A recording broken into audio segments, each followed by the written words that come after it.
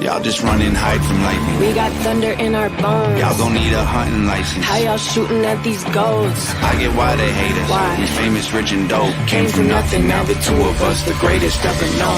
We came from the bottom with nothing but both of our middle fingers and a plan. We did the impossible, homie, you can't. 'Cause we're made of legends and you are a man. Where's all the industry people who said we were trash? I'll choke them to death with my hands. Screw the whole industry, I want revenge. Light them on fire, the labels are dead. I never should have made it, I made for this though. And everybody hate, no pray for your soul. We are not afraid, we came for the smoke. It don't matter what they say, we safe in these zones. I'm sorry that your mama raised a hater. Not every time we pull up, they like, I said. I love Tom. I don't care what anyone says. I love Tom. I love Tom. He just got that song that came out Friday. Don't kill me, Tom. But dude, what's been going on?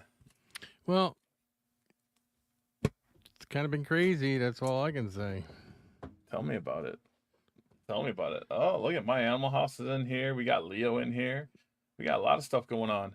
Oh yeah, Dude, people are going nuts on my end thinking I stopped geckos, but then I got people that are waiting for me. In 2025, we'll have geckos back out.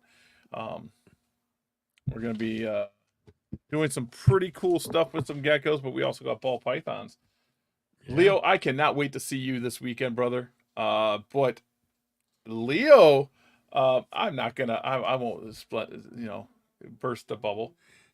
But Leo's got something happening this month. Or it should be happening this month. Ding. But yeah, we're gonna see him in Tinley. Tinley Park this weekend, man. Tinley Park this weekend. Yeah, it's great. I wish I could have made it, but with everything going on here, it's just gonna take a little time. So. Oh, of course, yeah. I mean, it's a crazy time. We get VIP.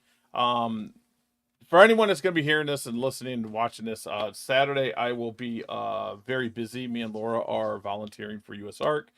We're going to be collecting animals for the auction and setting up the auction and stuff like that. Hatchling coming soon. There it is. Temp Sex Man. I love it. I'm putting it up. That's awesome. He's got a boy coming. He's got Congratulations, man. Beautiful little girl. Him and his wife are due. Dude, imagine if we went live that night in the lobby. We should go live in the lobby. I think that's what we're gonna do. I think I can do something, make it go live. We can go live and do something in the lobby for sure. What's up, Noble? How you doing? It's been a long time. But yeah, Tinley Park this weekend. I will be looking at ball pythons. Go figure. Yep, crazy. I took on a close friends collection, and me and my business partner for First Choice Feeders took on about half the collection when it came, because I didn't want the whole collection. I was going to resell like half the collection. Don't gotta look far. But he's right though. We got the collection. I was gonna sell like half of it and pay for the collection.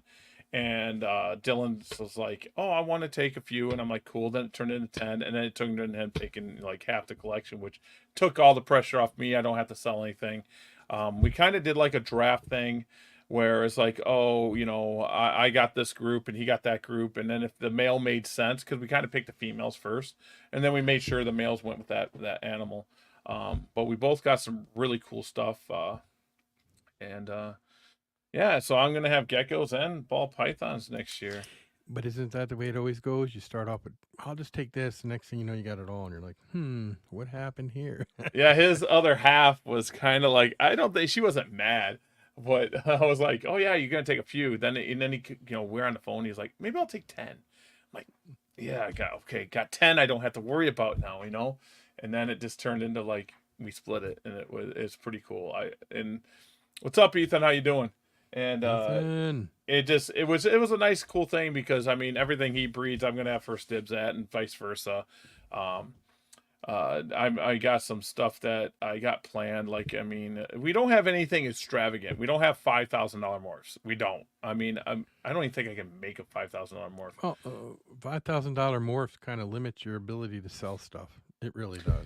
And that was my whole point when I took on this collection. I was very upfront with the people, and I said I don't want to make them $5,000 more, so I want to make stuff that sell under $500, and that's where I'm going to keep it. Now there are a few things that I want to make that are up there in price, but it's just because I want to make them. But the jeans together are cheap.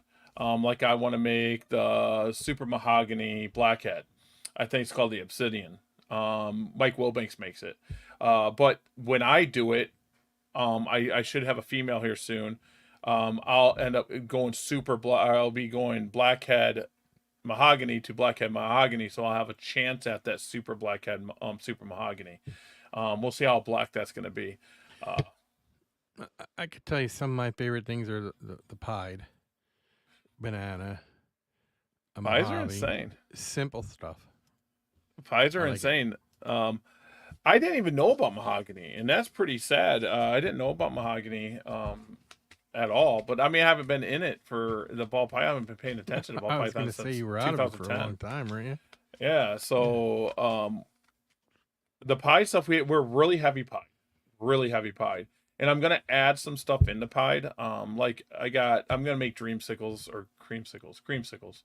I call it dreamsicles because I'm a gecko guy. So yeah, the obsidian is very cool. It is black. I can actually look it up. I was just looking at Mike Wilbanks' stuff earlier. Wasn't the obsidian brought in by Earl Jones at one point? No, it's just a combo. It might have been, but it's just a combo. It's just a Super Mahogany Blackhead. Emily, hey, how you doing? Emily, what's up? It's been a long time. All these people coming in supporting. I love it. Well, It's we've been had a lot while. go on. Yeah, me not breeding. I'll be honest, breeding and stuff. I just kind of got out of it. And I just did a Reptarians thing. If you guys are friends with me on Facebook, anyone's friends with me on Facebook, they've been seeing, what we've been doing with Reptarians. Oh, I gotta find that for Leo. Right back at you, Emily. Emily, you rock. So anything been going on? Pretty cool. Oh, it's right up front because I've been looking at it. So the Obsidian is this bad boy right there. That is a sumo. I think it's called a sumo blackhead. So it basically all it is. Where's the stuff on there? It's a blackhead Super Mahogany. That's all it is. So my goal is how I'm gonna do it. I'm gonna have a little extra jeans in there. No, that not for this one. I'm not gonna have the extra jeans. I'm gonna make what they use for the pan pied prevent kinking. the Panda Pied. Yes, the sumo is the thing that does the Panda Pied. Yes, or the new Panda Pied. So I don't think it's worth $10,000 because you can get a mahogany really cheap and you can get a blackhead really cheap. You take a mahogany and blackhead, bring them together, you're gonna get mahogany blackheads, or you should, and you just go from there. And Did you hit something over there? Oh, now it's Did I? gone. It was doing when you put that up. When I spoke, it was back in my ear, and then when you took it down, it's oh, I bet you it's the sharing. I bet you it's the sharing that's doing it. probably Maybe maybe I'll it shares send the whole screen. Yeah. Oh, because I have sound on. There we go. Now is it doing it? No. No? It's Oh, not. it's the sound. Yep, it's the sound. I shared the screen. Yep. So, yeah, I mean the blackhead gene. I've been learning a lot. I've been doing a crash course. I'm trying to bring my leopard gecko mine into ball pythons, and they got allelic stuff, but they also have complex stuff. And the complex thing really has me interested because I think it has something. I think I can bring that now back to the leopard gecko world with the Cypher Marble Eye. As John released, we don't think the Cypher Marble Eye can be separated. I was trying, Miles was trying, I know John was trying. We just don't think it can be done.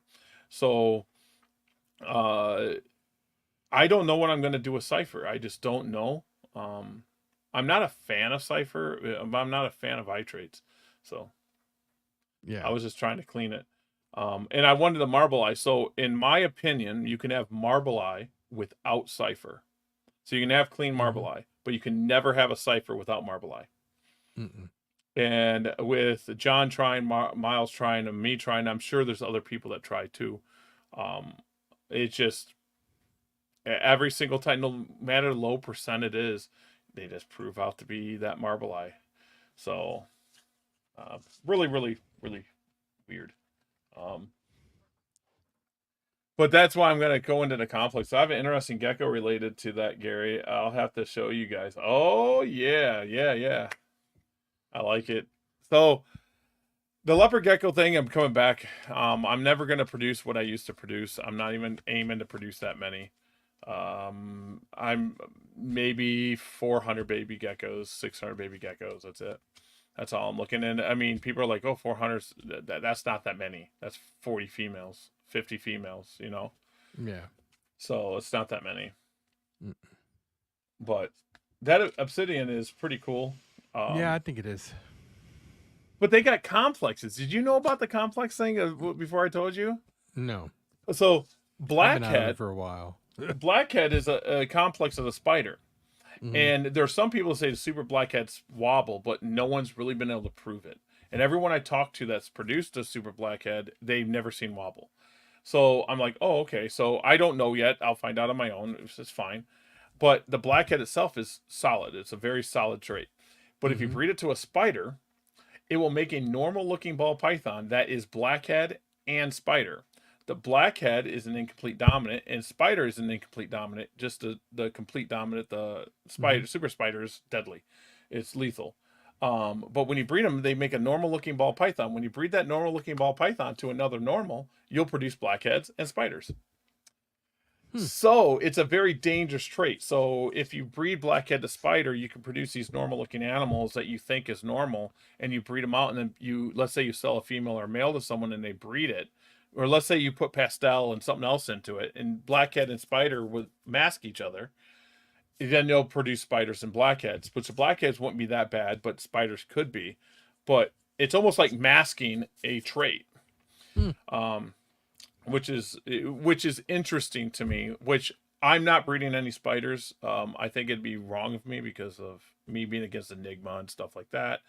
I'm not breeding spiders, and if the super blackhead turns out to have wobble if I see it, or someone I trust that says, hey, this is going to happen, I probably won't produce super blackheads either.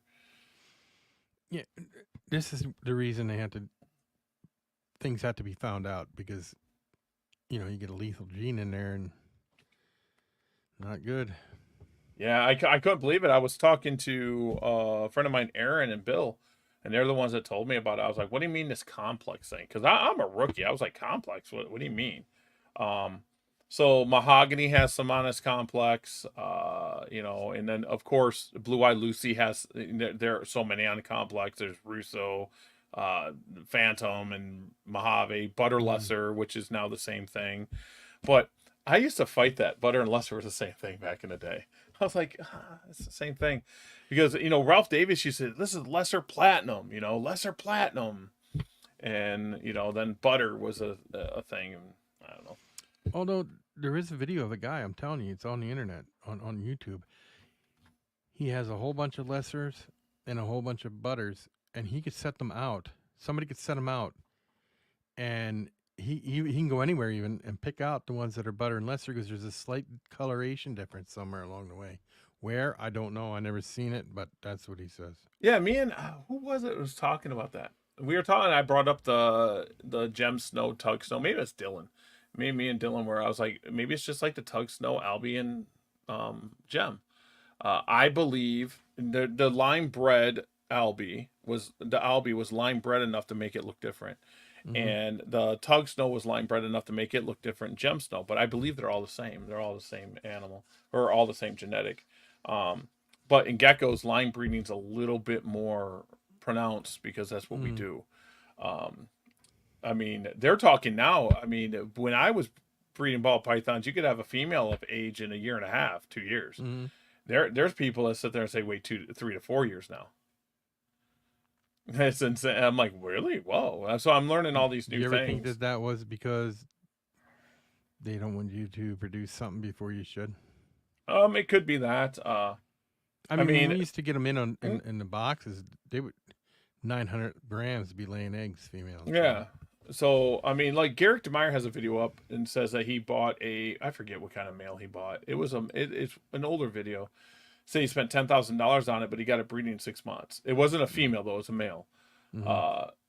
But I was like, oh wow, so the males are still there. But I mean, it was never that big a deal to have a ball python breedable in 2 years. Mm-mm. But yeah, I mean, been a lot of stuff I've been learning about the difference of Lelix and the different complexes, and the ones that are the same thing, like the coral glow and banana, has been proven to be the same thing now. So the trick, the hurricane, and something else is the same thing. Uh, I was like, wow, this is interesting. The mahogany and there's another one that it was real expensive, but now they say it's just on the complex. It was some people said it was the same thing, but it was proven not to be the same thing. I guess I don't know because of the shed testing now. Mm-hmm. Oh, you got fired. That's not a good thing. Is that a good thing? Mm-mm. I don't think it's a good thing. Not a good thing, but you get to be on YouTube more, I guess, right? Yeah, me. Sorry you lost your job. Yeah, me. I that would suck. Well, I don't work for anyone anymore. No? Nope. Oh, yeah, you do. Yeah, No. you do. You work for your company. Yeah, we're First Choice Feeders. And then the eBay company we do, and then Orner Exotics and Riparians. Yeah, so we rock it out. We rock Mhm. it out. And I'm gonna be working for USARK this weekend. But Phil's gonna Always give good me luck. a hat or a shirt. He said. I was like, cool. Get a That hat or a works. shirt. Yeah. I get to collect all the animals. Well, I don't know how it's actually going to work Saturday. So Saturday's going to be pretty rough. I'm going to bring my kids to the show where we're going to go Friday. We're going to hang out and, it's vendor setup, whatever. Mhm. And then on Saturday, we're going to go in the morning. The kids can walk around. We can see some stuff. But Saturday's hard to do with kids. Mm. Take them back to the hotel around 12, 1 o'clock. Go back. They need us around 12 o'clock, but I think I'll be fine. Get back around 1:30. Start collecting animals for the auction, then go to the auction at 3 o'clock around that time when the room opens, set it all up. And then we get to eat before everyone else gets in there because there's free food there. It's pretty cool. If you haven't gone to the auction, it's fun. And then get ready for the festivities of the auction. If you have never been to an auction, it's different. It's a fun time. And then Sunday we'll be open all day. Sundays are easier to go if you're going to go for one day and you don't have anything in mind you want to spend. Go buy. Sunday's a good day to go. If you don't mind the jam packedness and you want the chaos and you're going after something very specific, Saturday's the day to go. But it's tight. Oh, you see Morph Market's in the topics again. Oh, of course. He's doing some pretty good things. I think it's an excellent thing personally. So, I mean, I love Robin Redline. I just messaged him. I want to set up something for First Choice Feeders with him, and he's gonna help us out. I'm gonna go through Redline. But he's classified, so it's just smart to have shipping. you would think. I mean, it's just smart, and it's cheaper than the other third parties. I get it. When he opened up Cold Blooded and it hurt Replicos. Later, Emily. See you later. Oh, he's got to go. See you, or she's got to go. See you. I thought who left. But who? I mean, you have to do it, but people are gonna get butthurt about it and think they're taking money out of their pocket. I mean, I don't know. I don't know because eBay does it. I go right through eBay. Do you know I get like 70% off shipping? Mm-hmm. People fight change all the time, so. Oh, very much so. What was? Oh, I was like, what is going on?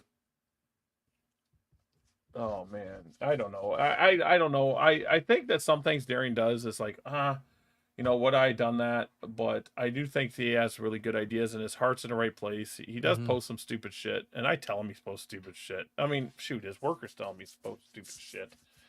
But I think that the shipping thing is actually intelligent. I mean, the what I've been hearing is it's like almost half of what the other companies are offering. Yeah. I don't know. I didn't I price it or none.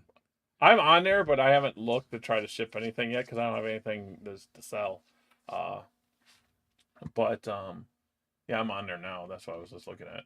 I have nothing to sell. But yeah, they got into it, into the reptile news. The reptile news. Oh man, there now I'm in the center. Yeah, but I had to set up my whole gig. It was all turned down. I'm in So an was eBay mine. room, and I was like, "Oh shoot, I better set it up." I mean, I was eBaying before when I was here, but say I still got video games. I'm eBaying. These here, this is a full one. These here are amazing. Just to let you know, they are an alcohol wipe for electronics. Mm-hmm. All these things are amazing. I bought a bunch off a guy for $1 a piece, $1 thing, and it was amazing. But yeah, I mean that's what's been going on here. I think we need to start getting people back on. And Yeah, I Leo do wants too. to come on. Ethan wants to come on. I got It'd be perfect. another buddy local that wants to come on. Yeah, so we got some stuff that we could do. We could talk about. We get a round table on. Is ReptiDeal up and running? No, ReptiDeal is up, but I have to go on there, and I don't know what's going on with ReptiDeal. It's pissing me off. ReptiDeal is I haven't had time to sit and just code like I used to, because okay, guys, you guys are gonna find out. I was in charge at all my jobs. I was the boss, so I would sit in my office. I would code on stuff when I should have been working, but I was good enough. My stores hit all the time, you know. So my problem right now is I have some of the HTML showing up in the stuff. I'm going to end up making it free anyway, so it doesn't matter. It's going to be back up. When I did the upgrade, I end up banning everybody. I don't know why. I don't know what happened. But I am going to be doing ReptiDeal. There's no way I can compete with Morph Market. Let's just be honest. I'm not going to be able to compete. Morph Market's the server size that needs for Morph Market is ungodly compared to what I can afford. I'm already paying like $300 a month just to host ReptiPost, which I got to go clean that up, and ReptiDeal. So when I get them all cleaned up again, in ReptiPost, I'm going to look for people to moderate and help me keep clean. And basically, moderators, not even to moderate the people, it's just make sure the dumbass bots don't get on there. That's about it. And go from there. But ReptiDeal is one of them things I got to sit down and do. Like this week sucks. Tomorrow I'll be at the Rat Barn. We produce tons of rats now. Not many people know that either, do they? Oh, yeah. My buddy and I produce rats now on a large level, and we will be shipping. We could possibly ship now. So if you're interested, you can go to First Choice Feeders on Facebook, send a message. Our prices are very competitive. Everything is produced in-house. So it's not something that we order from China and bring over here, or order from California and bring in here. Everything's produced in Wisconsin. We don't package anything that if the rat has a tumor, it doesn't get packaged. If the rat's too skinny, it doesn't get packaged. You know, things happen to rats, or let's say it gets attacked and it dies, it doesn't get packaged. We freeze dry. No, we vacuum seal everything. So, and we date it. So when it gets vacuum sealed, we date it to the T. So we're a 4-man crew right now. It's coming back, Ethan. I promise. ReptiDeal's coming back. I promise. It is. I just got to get it. Maybe I can bust out something on Friday night when some stuff on Friday night when I'm sitting with the kids at Tinley Park. Because I'm not going to go hang out on Friday night. I'm just going to go get stuff done and go hang out with the kids. Let them go swimming or something. Because they're going to be kind of cooped up from like 1 o'clock until we get home or back to the hotel. They're going to be cooped up, which they don't mind. They don't care. They actually get tired of walking around the show. They get tired of it. And my daughter's 14, so Yeah. Tons of fun. Tons of fun. Yeah. So you got Always anything new is. coming on? Not right now. Just raising stuff up right now. That's about it.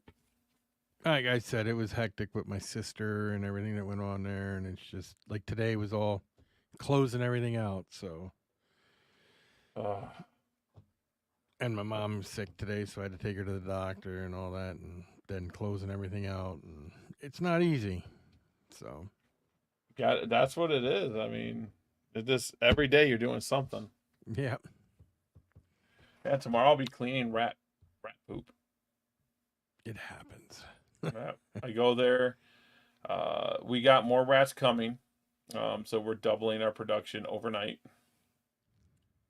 So we're taking on another, rat breeding facility, and we just got we can bring them in because we've got rats off them to start ours, Mm-hmm. and they're close friends. So they're rats coming to our facility. So we should be fine at that point. And we should be doubling our production. So it's gonna be fun. Yeah, when you get going, they start producing like crazy. Dylan and I might be. Yeah, so on here I'm gonna talk to Dylan, make sure we're gonna offer some cool stuff. Of course we want to start shipping. We are going to try to do we do dubia already, we do crickets already, stuff like that, but eventually we're gonna try to get them going on a very large scale too, and be able to ship those at some point. Yeah, Ethan, if you're down there, be safe, buddy. That's it. It's a category 5 right now. Where do so- you live, Ethan? I didn't know you were in Florida. You in Florida? Yeah, I don't know. I had no idea. I always thought he was in California or something. I didn't know he was in Florida. It shows how much I pay attention. Yeah, It's been a while since we've been on. yeah. That hurricane though, that's nasty stuff. They just got hit by that one. Now another one's coming in. Mm-hmm. And Tampa usually doesn't get hit, they said. Tampa usually don't get hit as hard. It's been 100 years since Tampa took a direct hit from a hurricane. 1921. That's insane. That is insane. So, I mean, yeah, I don't even know what to say because of flooding. There was a video of a hospital that's like on the shore, and they have these walls that look like big L's that held back the water, and they say it's going to hold back the water again. So I don't know. Well, let's hope. Fort Myers, that's Florida. Fort Myers, ooh, that's Yeah. south too. So you're going to be on the brim of it, or you're south of Tampa, right? Yeah, Fort Myers south of Tampa. Yep. Not really far, though. Mm-mm. It's pretty close. Hopefully you don't get a direct hit because it could turn south a little bit, But most models have it going directly over Tampa. I don't know. I do know that the wildlife adapts to it. I do know that the birds and stuff fly away. I do know that. I don't know about the rest. Ain't it weird how they know that's coming and they get out of there? Yeah. Fort Myers is west coast. Everything around us is evacuated. I'm on the second floor.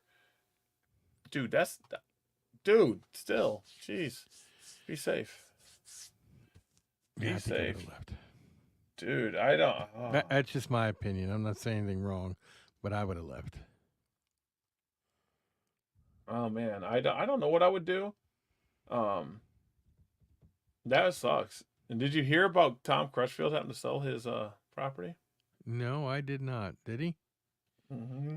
What's he out of the game completely now? No, I don't know the details. Like, I don't want to speak on it like as I know, but I think it's like a banking issue or something going on with the bank or something. So now he has to sell the property, and the person that buys the property can buy the animals or not buy the animals. That's what he was posting.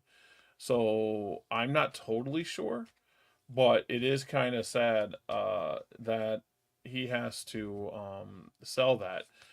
Tom Crutchfield collection is amazing, one, and that property's been his since I've known of him. I mean, Oh, probably always, yeah. forever. I mean, if I had the money, whew, I mean, that would be a fun little piece of property to have. But I hope something changes where you can keep it. I honestly do. I hope something changes. But yeah. Oh, Hissy Fit. Contact me back. He might not have enough room for my stuff initially, but I'll basically have one of my displays up. Once he clears a few out, then I can actually put mine up. Oh, cool. Oh, now listen to music. But a friend of mine, Hissy Fits, Hissy Fits cool. Reptiles. Yeah, really cool guy. Just a really good guy. I'm trying to get. He has some young 2024s and 2023s ball pythons that I was looking at that I think I might nab off him for sure. Yeah. No, there's my wifey wife. I was just gonna say that's your wife, right? There's my wifey. Hi, Papa, Papa, Papa, Papa. My boy says Papa, Papa, Papa. Yeah, I just the Tom Crutchfield thing came at me as a shock because I mean I didn't know anything about it until it hit and he posted about it. I'm like, oh wait, why would he be selling his farm? What the hell's going on? I thought maybe he bought that property off Tremper in Costa Rica or something. I didn't know. I was like, what the hell is going on? And no, so I don't know all the details. I just know what was posted. And I hope that he gets to keep that property because this, I mean, yeah, I know there's some people that don't like Tom Crutchfield, but Tom Crutchfield's a nice guy. We wouldn't have this industry without him. No joke. No, with none of it, I don't think. I think it was built off him. So, and that goes for. That doesn't just go for reptiles. That goes for tarantula keeping and everything because he brought it all in. So without him, we wouldn't have much of anything. You're 100% right. You put the geckos out on the porch, 40, 60 miles an hour winds, so the animals are all prepared for. Oh, okay. Well, I mean, leopard geckos, a lot of people don't know this. Leopard geckos can go a very long time without food, a very long time without water, and a very long time at like 50, 60 degrees. If they're healthy going into that circumstance, if they're healthy going into it, they can last a long time. Now, if they were sick, 100% something's going to happen. But if they were healthy going into that, I think they'd be fine. So, I mean, yeah, I figured that's what you meant on your porch after storm pass. I figured that. Yeah, I didn't think you were going to put them out there in the wind and watch them fly away. I figured that. Yeah, so I mean, leopard geckos are really, really, really, really hardy. I think I have. Do you know something? I was talking the other day about. I have not bought a leopard gecko at Tinley Park. Yeah, you have to.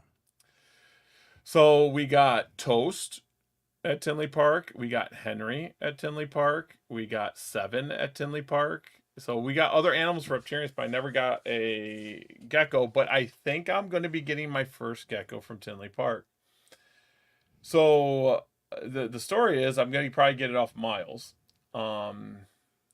He has one of my red stripe bells that is het nothing else. They're het nothing else. And he tested it for me and bred it 2 years straight to radars. But I lost my male from that red stripe group. So I got as a female. So now the male I'm going to get off him, I believe, is going to be Het Eclipse, which I'm fine with, but it's from that line. So I can get that boy and have a male again. I have no male for them red stripes, and my red stripes are insane. I would like to say that my red stripes are some of the best for the bells. And I'm anxious to see it on Friday, and I'll probably be taking that home with me. He'll try to push more off on me. I know he will, but it's not going to happen, Miles. I love you to death, but I'm not doing it. But I think I'm going to get that red stripe. I lost a male. He just passed away, just randomly. And I was like, great. He was 8 years old.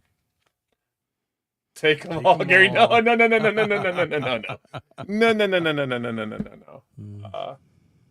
I'll probably end up taking something else because it's just who I am.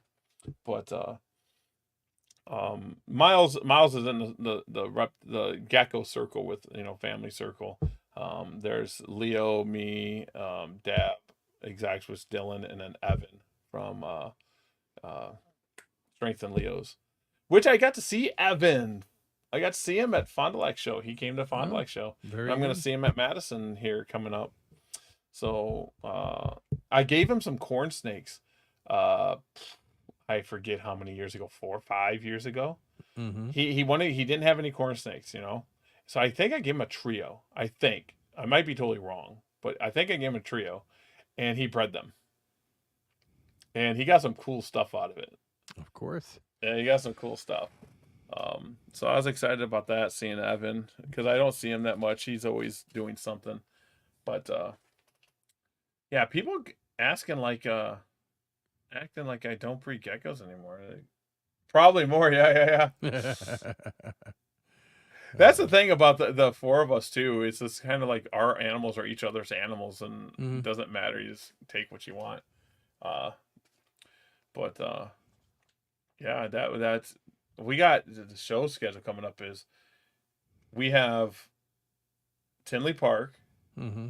then we got La Crosse, which is about the same distance as Tinley Park from me. Mm-hmm. So La Crosse is a 1-day scaled up show. And I love La Crosse. We're going as Reptarians. But coming up soon, I got to, talk to Dylan and see about getting some tables for Orner Exotics again, and going from there. Or I might just stay as Reptarians, and I have tables I could put there. As long as he's cool with it, I can put my displays on them. I got some 4-foot tables.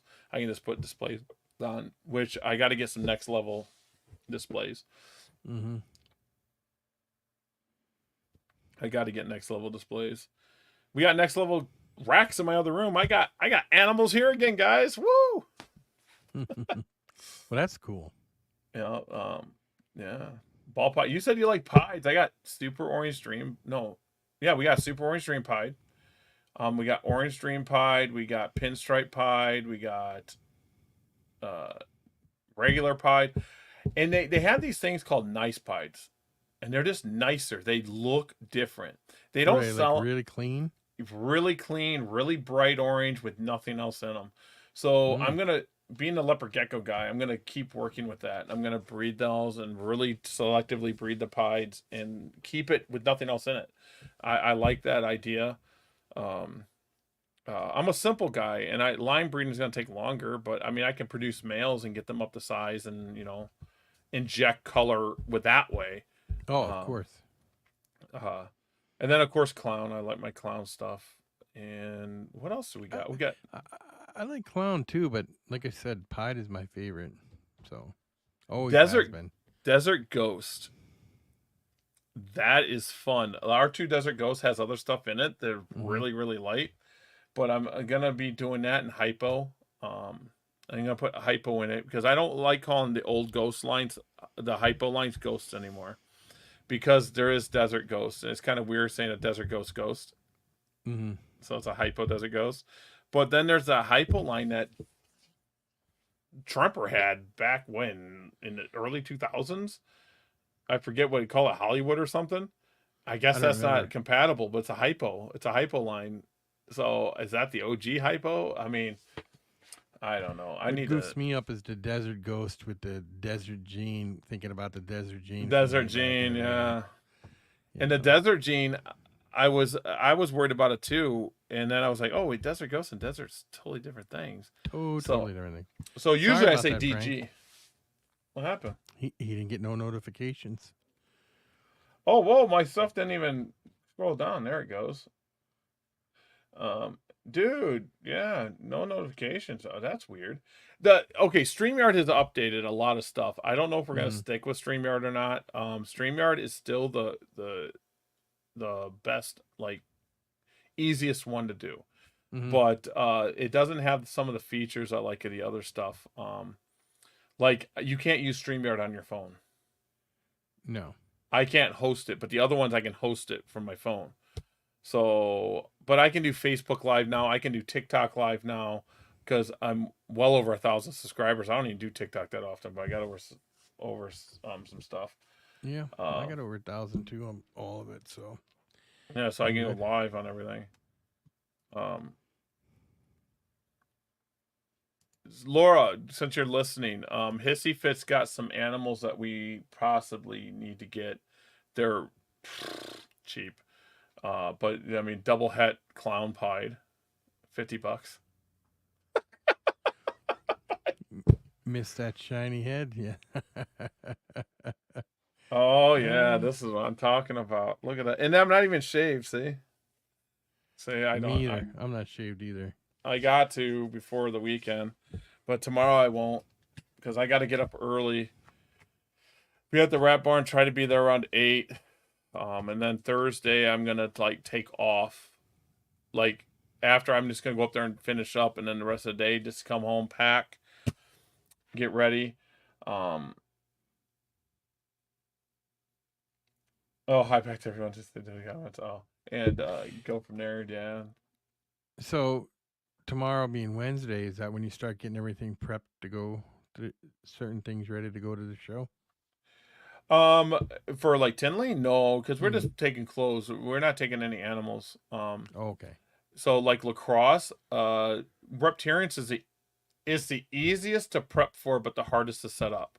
So at the show, it takes me a good solid 2.5 hours to set up Reptarians because I got the backdrops, I got all the animals for displays and the shirts, and it takes us a while. But the prep time before, it's all the stuff in my garage in one corner, and I just choose what animals I want to take.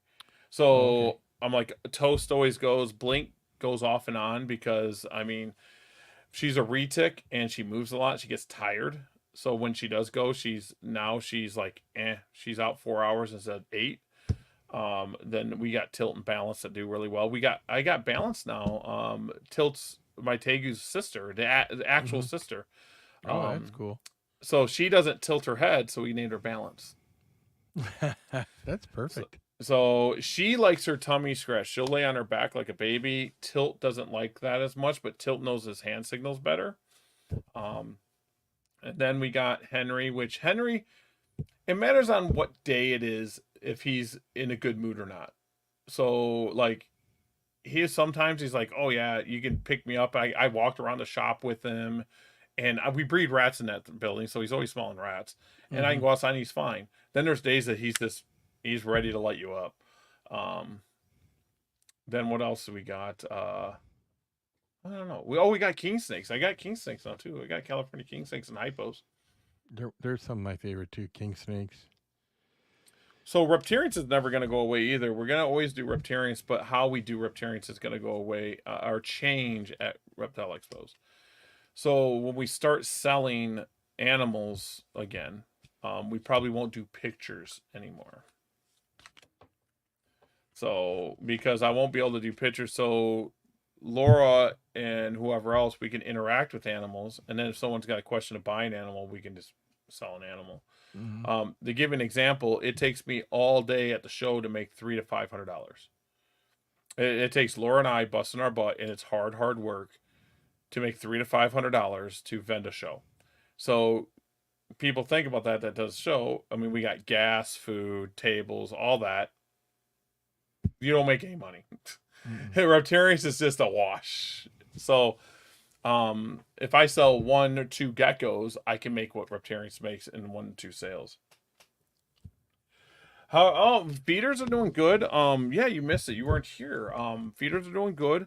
We produce rats and mice on a pretty good scale right now. We're doing fairly well with them, but we're in a growing stage still. So meaning we're holding back a lot of females to grow our company. And we got dubia colonies going again. And it's going good. It's just we have a goal. We have a plan. We have a roadmap. But it takes me a good 6 hours to clean everything.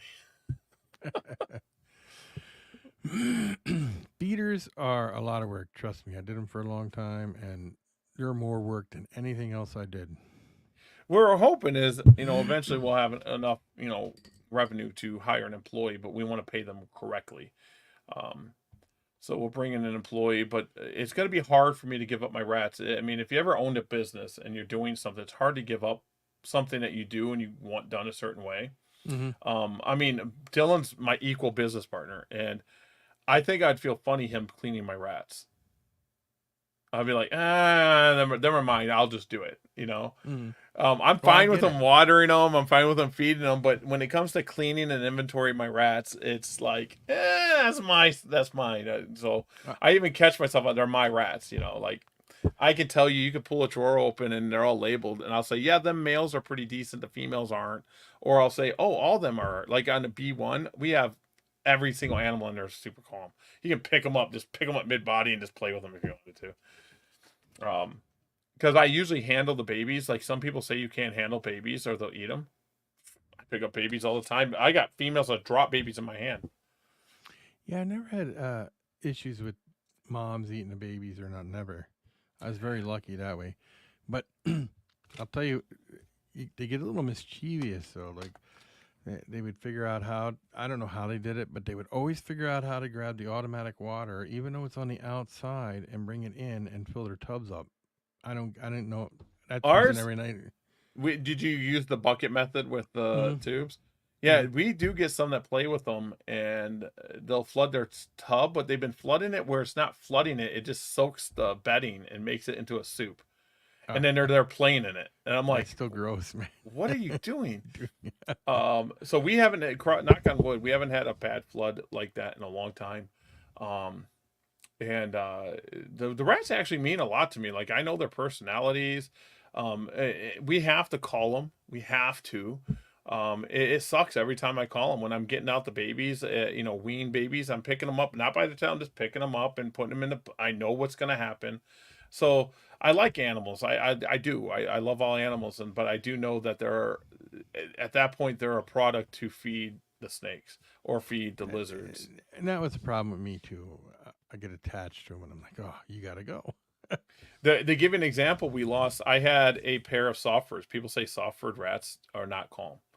I had a pair of soft-furs, and Dylan, Laura, Brittany, all of them can tell you, I could do anything to them. I could take their babies. I could set their babies, set them on me, scratch their top, whatever. They would not bite me. We lost them. That sucked. I call them my friends. I said, them are my friends. Them two are there are my friends. I would open it up. I could sit there, play with them.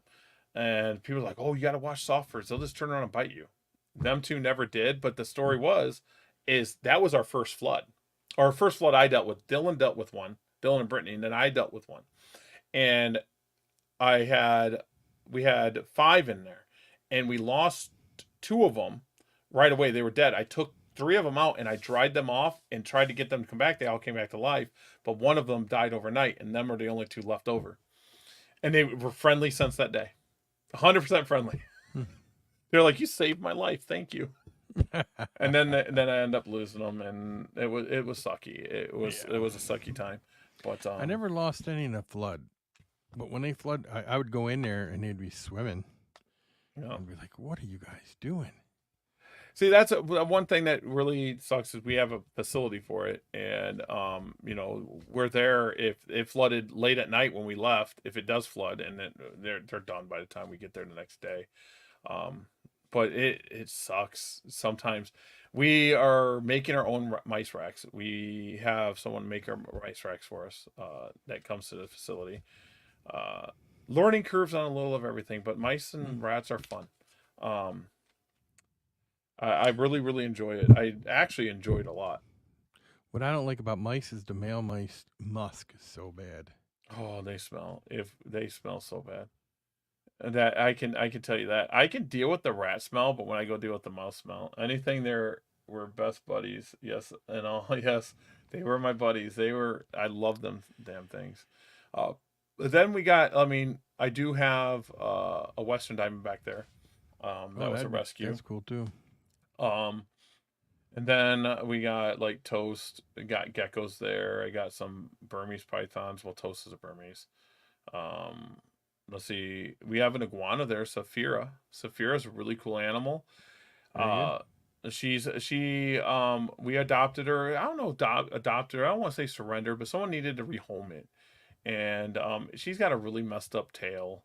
As you know, we could yank her tail off and it regrow straight, but we just let it go. She's a good animal. She's very, very calm. Very calm. With rats, you talk about rats. I was helping a store set up a breeding thing, and they're like, it's sometimes so hard to tell the difference between males and females. I'm like, no, it's not. And they're like, yeah, it is. I said, he picked them up. He goes, which one's which? I said, well, that's a male and that's a female. He goes, well, how can you tell? I said, males don't have nipples. It's the simplest thing in the world. That and when they're young, what's really funny is we found this out fairly quick. The males will suck in their balls. Yeah, that's what I said. That's what he was talking Instantly. about. It's correct. I'm Yeah. like, no, males do not have nipples. But we just go off the from its butt to its private part and the distance between it. That's how we do it pretty Yeah. quickly. So you can sex a pinky Oh, yeah, if you really want to. absolutely. Yeah, we sex By the pinkies. distance, yeah. Yeah. So I was typing and you said her. So yeah, the mice thing is mice and rats thing is pretty cool. I like it. I'll be up there tomorrow. I don't think we're ever going to do a live from there or anything like that, just because I mean we do everything by industry standards and then some. But you know how people get. Oh, yeah, no, you don't want, somebody to grab onto that right away and be like, look at what you're doing. I mean, really? Yeah, so we do everything by industry. We actually go above and beyond. So, like I said, if we get a rat, let's say when we culling rats, and there's something wrong with it, it just looks funny, we don't sell it. No, I wouldn't either. We don't sell it at all. It does not go in our packaging. Our packaging is all vacuum sealed. We date it. So we first in is first out. And that's how we're going to run the company forever. So, I mean, we're very, very particular about the details. We don't want to be like other people. Not saying it's wrong, not saying it's bad. We just don't want to throw things in bags, and to say good luck. Hopefully it works. We are very particular on it. We offer rabbits and chickens. So retic people, duck, we can get duck, with our sister company. So there's a lot we get. Quail eggs, chicks, baby chicks, stuff like that. So venomous people, here's your time. If you want to be put on the chick list, the chick list, contact me. Contact me, because I know venomous people and monitor people and stuff like that use day-old chicks and 2-day-old chicks, stuff like that. Get in contact with me. They're probably going to go very quickly. I'm sure they will. They'll go fast. Yeah, so our prices are very much industry standard, around, very, very competitive. But I mean, if you get a rat from us, I've touched it. I've touched it. So I mean, it's a lot of fun. I'm hoping that everything goes good with that. I know it is. I know it is. The future is bright, and my business partner is an amazing, amazing, amazing person. He's talked me down. I've talked him down about stuff outside of the business, so ever get unique colored dubia roaches in your culture, Gary? Lots of people are into those type of stuff, so are willing to go for. I get some lighter tan ones and some with more spotting. The thing I noticed, I have a colony upstairs here that the antennas are shorter. It's really weird. I don't know what's going on. They're in short antennas, so I don't know if they're getting eaten before I get to see them bigger, or what. But usually it's either an antenna or none, but they're really short. I was telling Dylan that. I was like, these antennas are really short, but they're breeding just fine and molting just fine. So I was like, yeah, whatever. And my roach chow is now available. We will be shipping it. If you guys are interested in that, First Choice Feeders. I rebranded the First Choice Feeders roach chow, and people that get it find out really quick why that chow's awesome. My chow's, I boast that I did that for like a year and a half, and then I launched it. We sell it in 20-pound buckets now. Oh, that's cool. Yep. And I make each one of those. I don't know if I'm going to be giving up that duty of making that chow, because it's very specific and I want it to be right. So I don't think I'm ever going to give up that duty of making it. I get that too. I understand it. So like my chow, chow, I put it in my colony. It goes through a pound every day, every other day, and I'm like, that's what it is. Put it in there. Put it in there. Put it in there. I am working on. This is something else. First Choice Feeder is going to come out with. I'm working on a monitor chow, an actual monitor chow. We're going to work on that, and I'm going to be working on a wet chow for dubia and other roaches. So you add water to it, so that could be its moisture and food and gut load. So I'm working on that. That I don't know when that's going to happen. But I'm working on it. But it's got to be perfect. It's got to be perfect. Oh, so the monitor chow will probably happen first, because I mean, let's be honest, that's pretty simple. Add some meat, some calcium, some vitamins. I might also offer a calcium gut load for roaches. That's cool. So you get a calcium gut load. You don't want to feed the calcium food and then put calcium on your dubious. Then you over calcium. No. But yeah. See, my wife knows. She doesn't even know everything that's in it. She doesn't. So I have a way to make it. It's just one of them things. I love the roast chow. The roast chow is like my favorite thing that I've done, and I tease everyone saying the recipe's worth $1 million. It might be. Oh, she says she does. You might know. You might know. Remember, because she's been there when I bought it all. But that's like my isopod chow. It's my own secret little thing. You should start selling that. You should start really pushing that. They go crazy over it. Oh. So isopods, I talked to Dylan about doing some. I thought about doing them again, but it's not really a feeder thing, No. So I don't know.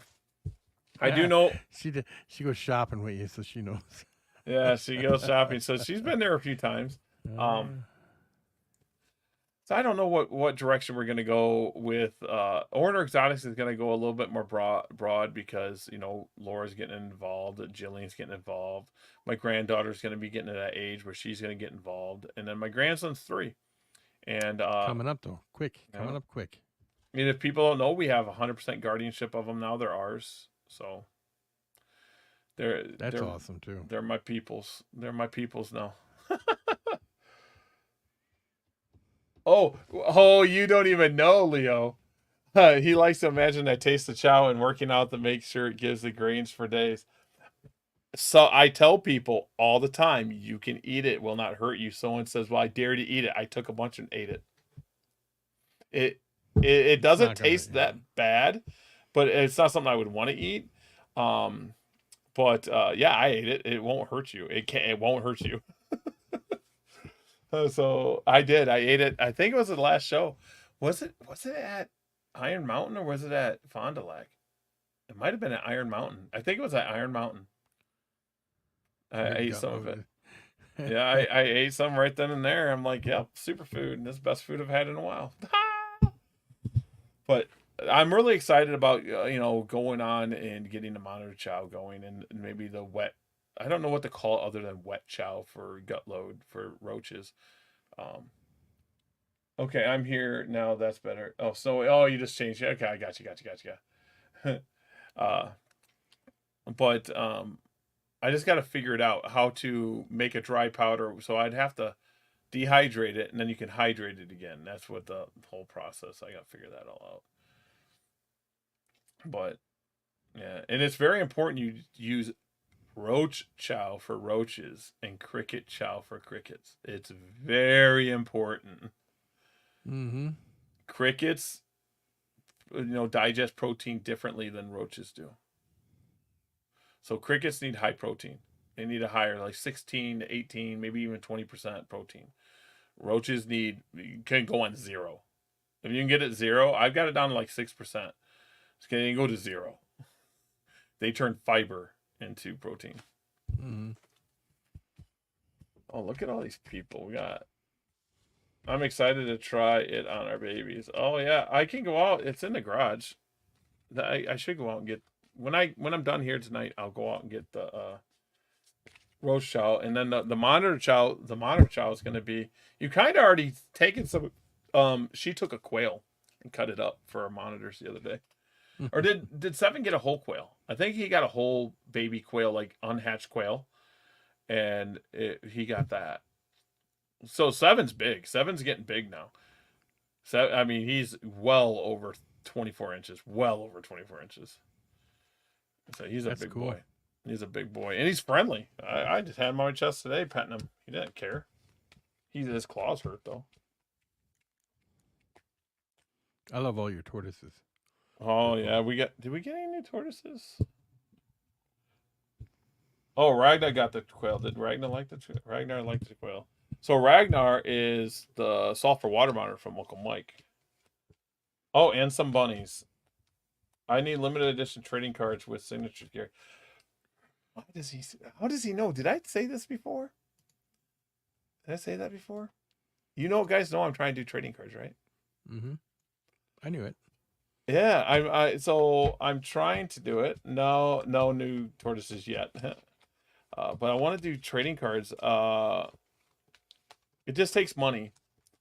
And I'm not sure how about they go get the money. I don't know if I should do like a Kickstarter or if I shouldn't. Because trading cards for the reptile hobby hasn't been done. It has been done. But I want to do like sheds. Like, you know how they do jersey cards? I want to do shed cards and say this is a green tree python shed card, and this is a ball python shed card, and this is a green tree monitor shed card, a leopard gecko shed card, stuff like that. And then I want to do, which kind of sucks because of Brian, but I wanted to do like signatures of, you know, breeders. Now, the thing is I have a lot of signed stuff from Brian, so I could actually cut one of them up and take out his signature and put it in a card. I could do that. But I want to do like a Tom Crutchfield's card and make it like, maybe he signs 5 cards and, you know, Brian would be the 1 of 1. And then like, you know, Wally signs 10 and this breeder signs 10 and that'd be the insert. And then the other insert would be, I don't know. There's so much we could do. 7 had a bunny and a bigger baby quail. Ragnar got the younger quail and a bunny. Yeah, we get pinky bunnies now too. Yeah, I've seen them before. I didn't know you had them, but I've seen them before. Yeah, we could do that. So our monitors get whatever they want. And the only monitors we have now, because the Savannah did pass. We had a Savannah. I don't know if you guys knew. We had a Savannah monitor. It would play dead. Like, it would look dead. And I'm like, okay, it's dead. And then I would touch it, and it was fine. It would roll on its back and just lay on its back. And it would look dead. And I would touch it, and it was fine. I'm like, what is going on with this thing? You know, like, and then after it did that for like 8 months, it would eat normal. It would drink normal. It would do everything normal. And then it just passed away. But people are trying to tell me that it was fed mice and rodents before me, and I was feeding it mostly bugs. That's why it died. That's a possibility. So I don't know. Our monitors here get a variety diet, like variety. They get tons of different stuff.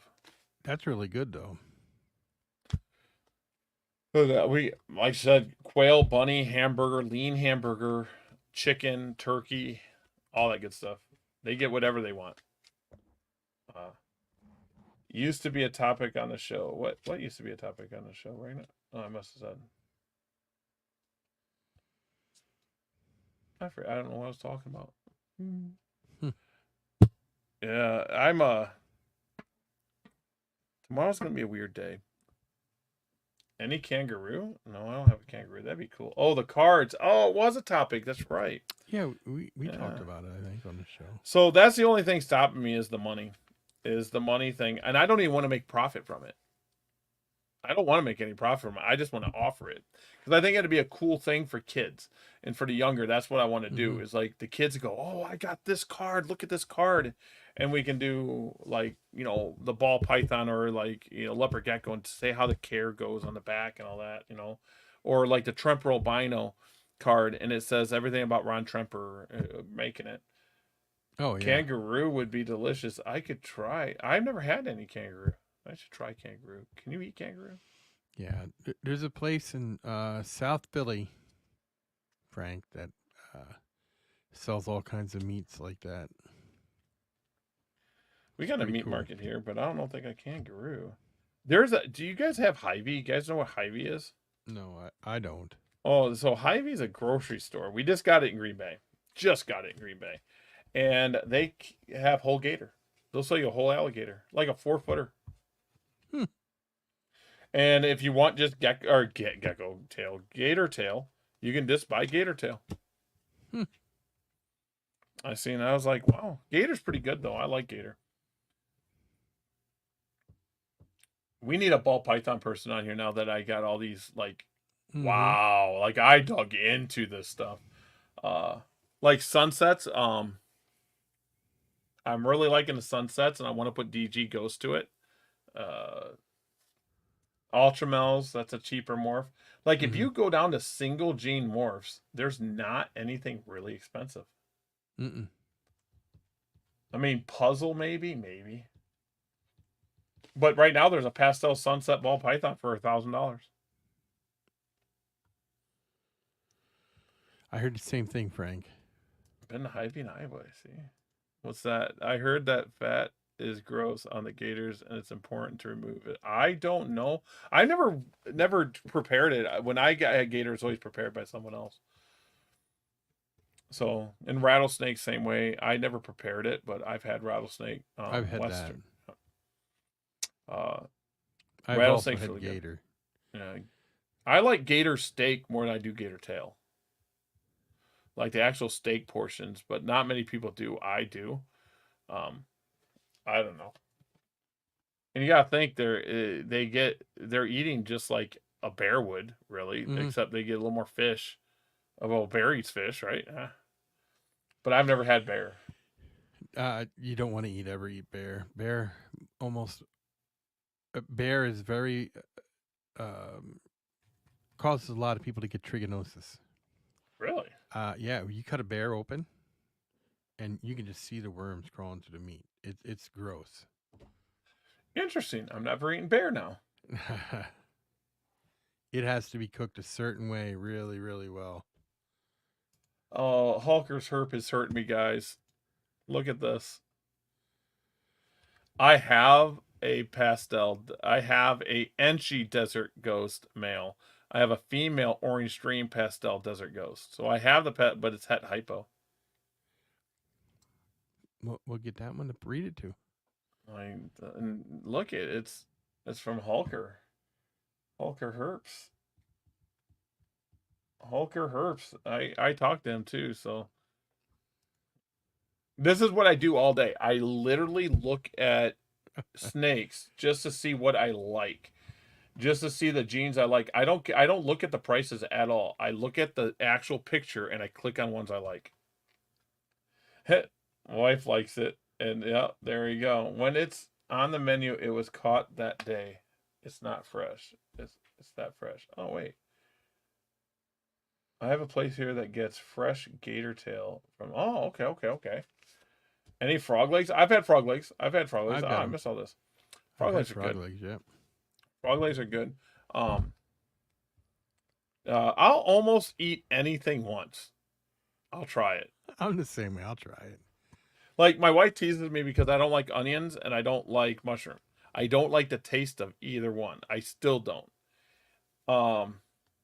But I do not. I can't eat mushroom. I call it fungus. I just can't do it. I don't like it. But then there's people that say there's a mushroom that looks like a steak. Well, it depends on what kind of mushroom it is. You cut it; it's real thick, and it looks like a steak. Yeah. Nutria? No, I've never had that. Nutria is like a rat, you know. Oh no, never had that. I could cut up a rat. You guys want to eat some rat? I got some rat. we got some rats that are. Some of our males are big. Like they're little dogs. And knock on wood, I've been almost bit by rats. They get my glove because I wear gloves, and they get the glove, but they don't get my hand. And the babies will like bite down at like testing me, and they're not biting hard, but they like bite down just to see. I think they're just testing what it is, and so they do that. And mice, I hate mice. Mice bite. They're stupid. But my rats don't bite, not many. And then I get some with them ear infections. I feel bad for them. Yeah.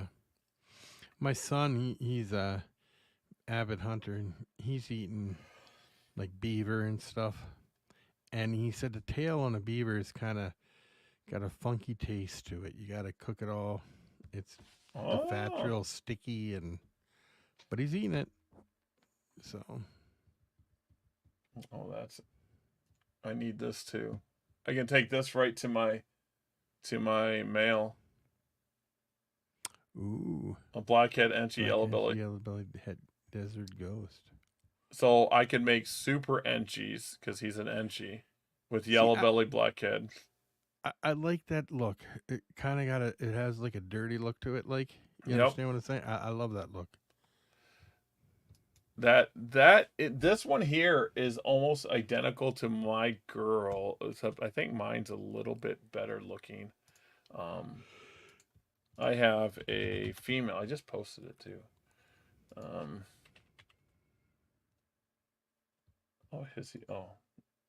love that. So if I go there, see, there's my girl. See, it almost looks identical. So that Very there nice. is a yellow belly Enchi pastel blackhead. That's what that is. So I'm taking this one here to I believe this is Het Ghost. Yeah, it is a Het Ghost. So I'm taking that to, a hypo. So I'm taking that to a blackhead a yellow belly hypo blackhead. So I can add ghosts to that. That's basically what I could do. You know, I had an Enchi that was absolutely insane. You couldn't even look at it. It was like wanted to rip your face off. An Enchi. It was just crazy. I was told that the dark morphs are actually more aggressive. And I don't know if Enchi as itself, standalone, is not that pretty, in my opinion. No, but I was breeding it into other things. But when you breed it in other stuff, it just blows it like awesome. And it was a female, but you know what it was like trying to get eggs from her? Oh, man. She was not a happy camper. There's a cool snake, too. This one here is I like that one, too. Let me think. I think it's a leopard yellow belly pastel something. But it has leopard in it. I got to go look at it. I don't know it off the top of my head. But that one there, I don't even got nothing to pair it to. It might be Het Clown, too. Might be Het Clown. I got more males than I know what to do with, to tell you the truth. So if someone's looking for a cool male, just let me know. I have some males. I have males. Here's a pied for you. One of our females. Stunning. I think the pied. You know what? I think it's because I remember when he came out with the pied, and they were going with like $80,000 or more. They were expensive. And it was such a big thing when they first came out, and I've always liked them. That's a nice Lucy. That's a blue eye. That is a lesser Mojave. There's one of the desert ghosts. That's in shed though. Mm. That's in shed. And there's a clown. I posted that a couple times. That's our blade clown. An albino. I think nothing else. That's all just junk. I didn't post her. There's a desert. That's a desert ghost female pastel orange stream desert ghost. Very nice. Everyone needs to have ball pythons. No, they don't. You know, ball pythons were just declared the nicest, or how'd they put it? The greatest pet of all time or something?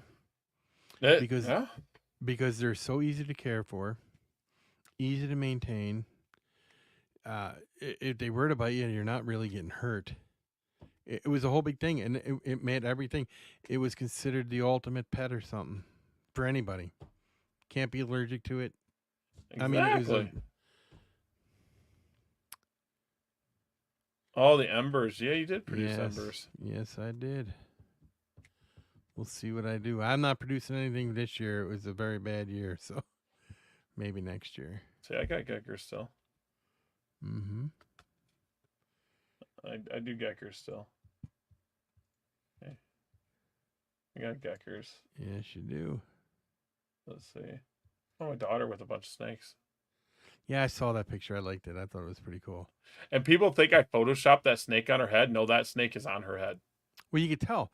All the other stuff is in the background, and then Yep. that's the one right on her. Yep, that snake is 100% on her.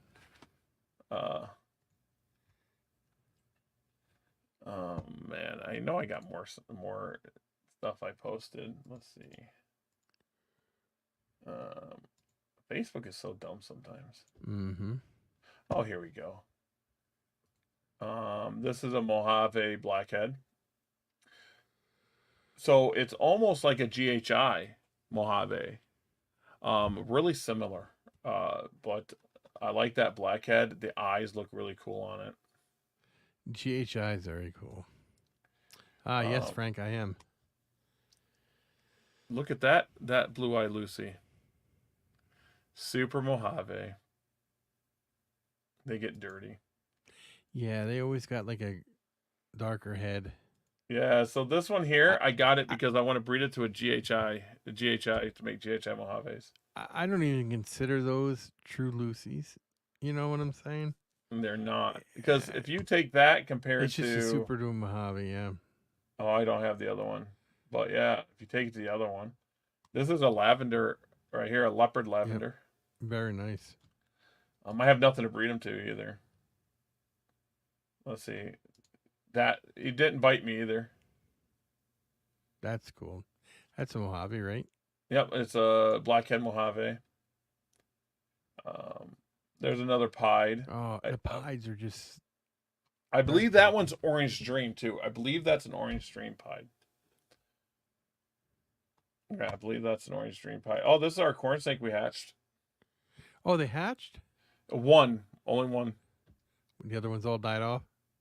Then you need to keep that one and name it Lucky. There you go. That's it. Yeah, that was that. Oh, there's Toast sitting in front of it. See, it just sits there. That snake is 13 foot. It's optical illusion. That snake is huge. Because I wear a size 16 shoe too. That's my shoe. That's my shoe. Let's see if I can show. I know I gotta have a picture here of her out. I know I do. Of him out. Oh, there's Henry. There's Henry. I see. Henry looks cool too. And there's Toast in the back. See? I remember I seen you have a picture of her out, like on a... Yeah, like right here. Yeah. There he is. So that is at the Green Bay show. We have the whole section to ourselves. And that snake there, you can actually pinch him and he won't move. Won't move. Oh, there's a little Death Stalker. No, that's not just Death Stalker. Is that Death Stalker? It don't look like one. No, it's that ha to whatever it is. Hottentotta. Yeah. Worse than a Death Stalker. Yeah, he's my friend. I don't pet him though. I was gonna say. There's Tilt. How many can feed their tegus like that? I literally have its food right there, like right there. Yeah, that's crazy too. Not as you see, Frank liked to name Lucky. Gary definitely needs to get a dwarf, which I do need to get that. Lucky, see, he does. Tinley, I took that picture. It's really us. See? Did you see the picture of the lady or the guy who opened up his can of green beans? Mm-mm. And he dumped them in a bowl to heat them up. And there was a tail of a tip of a tail of a Gila monster in it. Interesting. That's real interesting. That's what I said. And when he opened it and he dumped it in there, it was like, boom. And I was like, look at that. I have a Gila. I have a Gila monster. I think they're great too. It's another one of my dream animals. So I'm kind of watching them for a friend. I'm not sure if they're taking it back or not, but they're good people. And the sad thing is I could tell it's wild caught. It has an old injury. And as we know, that's illegal. Mhm. So, well, it's in captivity now, so it's there. It's got an old injury, and it's actually really calm. He's actually really calm. I could probably pick him up and play with him, but I just don't want to take a bite. I pick him up, but I restrain him. You know, I the two fingers around the neck so he can't get me. But he's pretty chill. The guy who got bit and died last year, or whatever it was, he Yeah, had yeah. a heart condition. So Yeah, like I tell people, I mean, my dream is to have a zoo like I've been trying. It just takes Mhm. money. And yeah, a lot of it. yeah, it just takes money. And hopefully this 2025 is going to be the building year. Taking a year off did hurt us financially because I mean I was producing geckos and making money with geckos, and we took a year off from that, and it did hurt us a little bit. But No, if I hit the lottery, you'll be set. Don't worry. I always tell people if we hit the lottery, all my friends will be set. But the problem is I don't play the lottery. Here's a super orange stream. A super orange stream. Oh, that's nice. I like that. So I believe this is our male. I don't think our female super orange stream is good. So I have a rule. It's in geckos that you never downgrade your female. So you always want to breed, you know, a visual to a visual. You don't want to breed a het male to a visual female. You just don't want to do it. Unless you got a plan like it's double het male and there's a visual and a het to the female. You never want to downgrade that female. Mm-mm. He's just a super orange stream. So all that's going to do is put orange stream in everything else it is. So I got to have the right female for him. So what I'm thinking is like a four banger, like a blackhead, you know, maybe like a blackhead pastel orange stream, and I make super orange stream blackhead, something like that. But You could It's gotta plug be it the right into male. that pied. I could do that and make some het pieds. My thing is I got so many pied males. So and I got orange stream pied males. So I'm like, oh, what do I do? This If you want boy, me to take care of him for you, I'll do it for you, man. I'm hoping things take off and we produce a lot of good quality stuff. I haven't even taken pictures of everything. I've been because I knew people were gonna get mad at me for doing ball pythons because there's some people that got mad at me for breeding rodents. Why? Why? Just because they did it too. They were selling rodents and they think I don't know. They just yeah. So I knew they were gonna get upset that I was breeding ball pythons. The thing is and I'm not being mean to anyone in Wisconsin. I love all the gecko breeders in Wisconsin. But everyone used to complain when I had geckos in shows. They would say, I'm not selling nothing, Gary's here. They would actually tell me this and tell the show promoter and blah, blah, blah. Right? I would sell geckos and stacks of geckos and stacks of geckos. I would sell geckos all day. I stopped breeding, and these gecko people sell the same amount they did when I was there.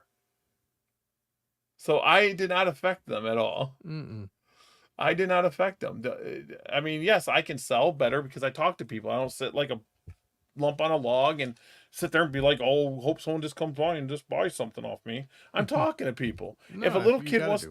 if a little kid wants to hold a gecko, I don't care if they're buying a gecko. They can hold a gecko. Well, let's hold a gecko.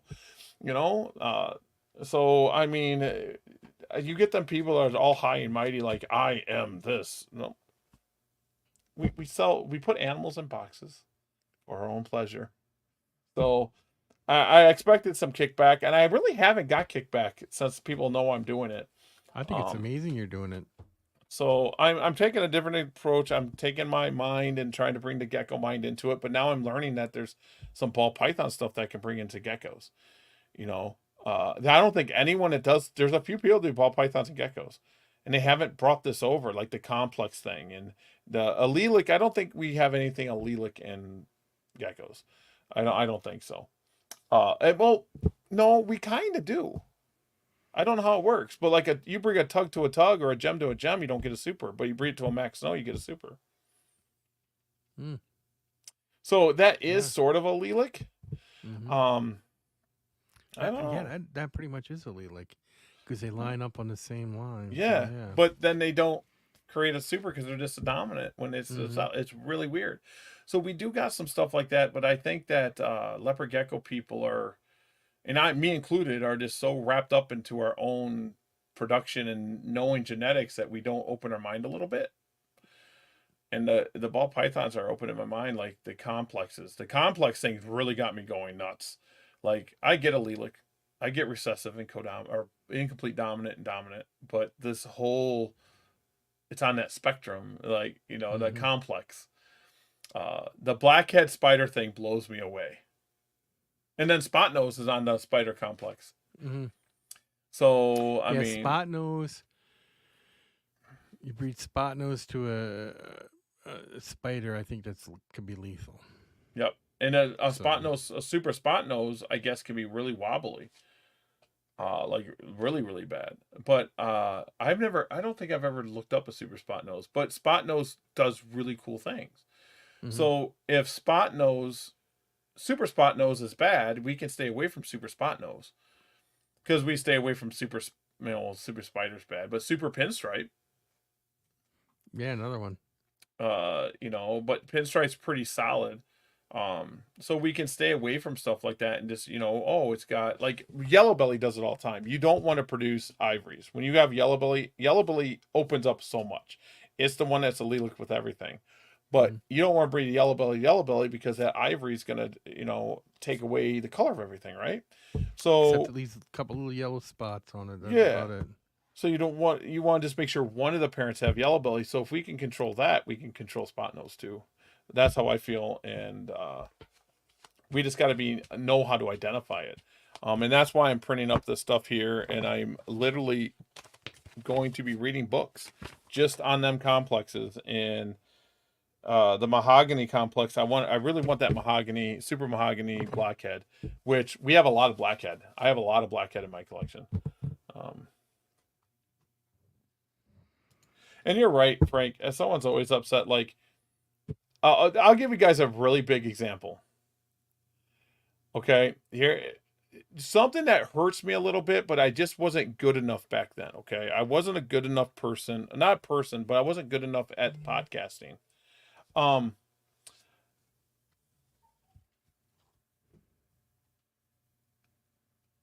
offered me $100 for something. I'll see if I want to sell it for $100 in a minute. I might. But anyways, Herp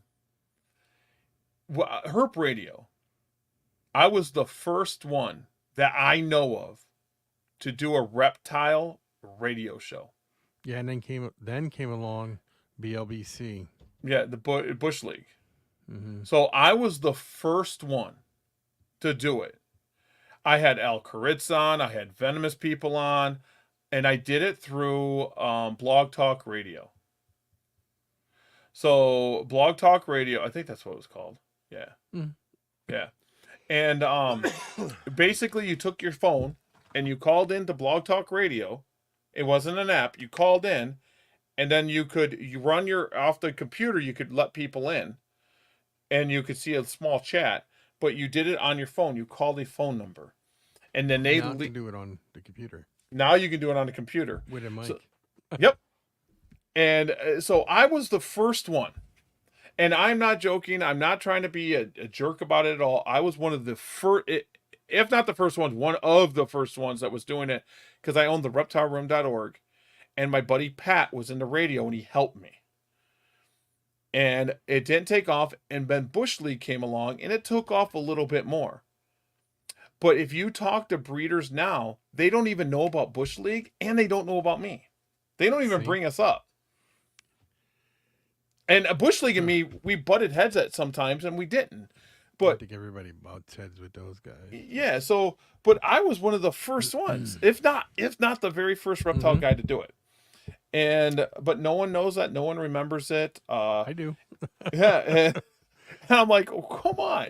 So I'm watching MJ. I love MJ. I don't know if anyone else does. I love Trap Talk. I love the guy. He's cool people to me. He's cool. And I'll never tell him. Someone's probably gonna tell him now. But I was the first guy that did podcasting. That did it. You know, and I was like, oh, come on. But I mean, it's all good. So then when people sit there and go, "Oh, you're copying off this, you're copying off that," and I'm like, whatever. And people's like, "Why didn't you get Reptile Radio then?" Because I was pro herps, so I did herp radio. I was pro herps. I was professional herpiculture. That was my business. A long time ago. I did one a long time ago too. Not as early as yours, but it was a long time ago on there. I wonder if my stuff's still up. I'm gonna look. I think it stays up forever. Herp radio. Unless somebody deletes it. No. Oh, look at. Watch this, guys. Go to Blog Talk Radio. Herp Radio right there. Bam. There it is. 15 years ago. There you go. Reptile Talk on HR 669. Oh, that was a long time ago. I remember HR 669. And look, I have well over 7 pages full of stuff. So I have, let's say, is Reptile that your Talk. oldest episode, or I believe it might. Let me see. Let me go to page 7. No, it's not. So 16 years ago, the start. 16 years ago, guys. 16 years ago, I started podcasting on Blog Talk Radio. So that's the start. The start of Herp Radio Show. We will talk about everything that's reptile related. Then we talk about TRR, which is the reptile room and the forums, and reptile shows like expos. Reptiles in general, the big 5. What's that about? We'll be talking about the big 5 snakes, berms, retics, anacondas, rocks, and scrubs. If people don't know, back then, I was not a gecko guy. I was a snake guy.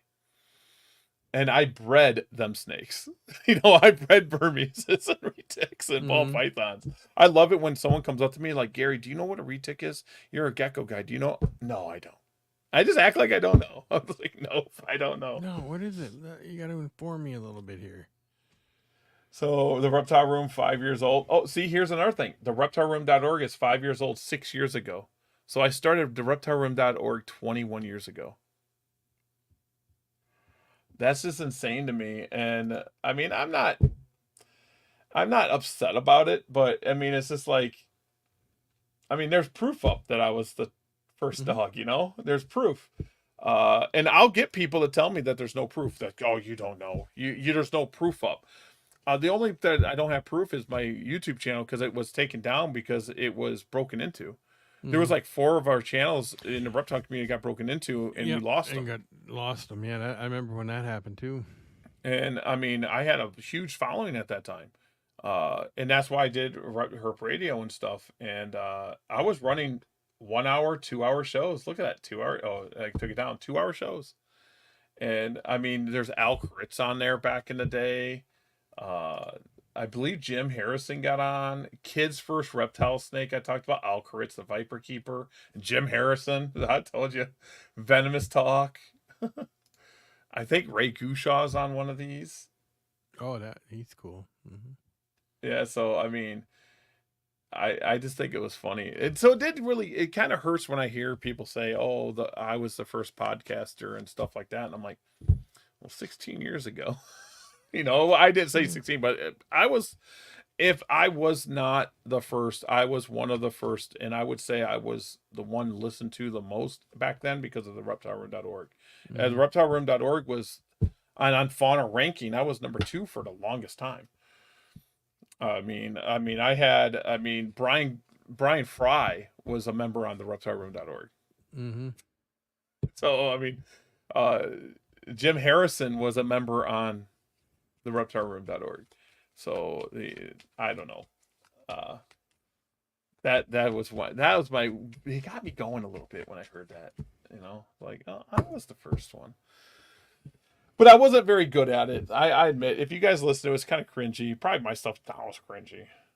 I wasn't very good, but I did go through HR 669. I was interviewed on stuff at the end of it. I was interviewed on like Late Night Leos. If you guys remember that, Late Night Leos was owned by a kid. I forget his name. A very young kid too, man. I was shocked when he used to do his. I was like, wow.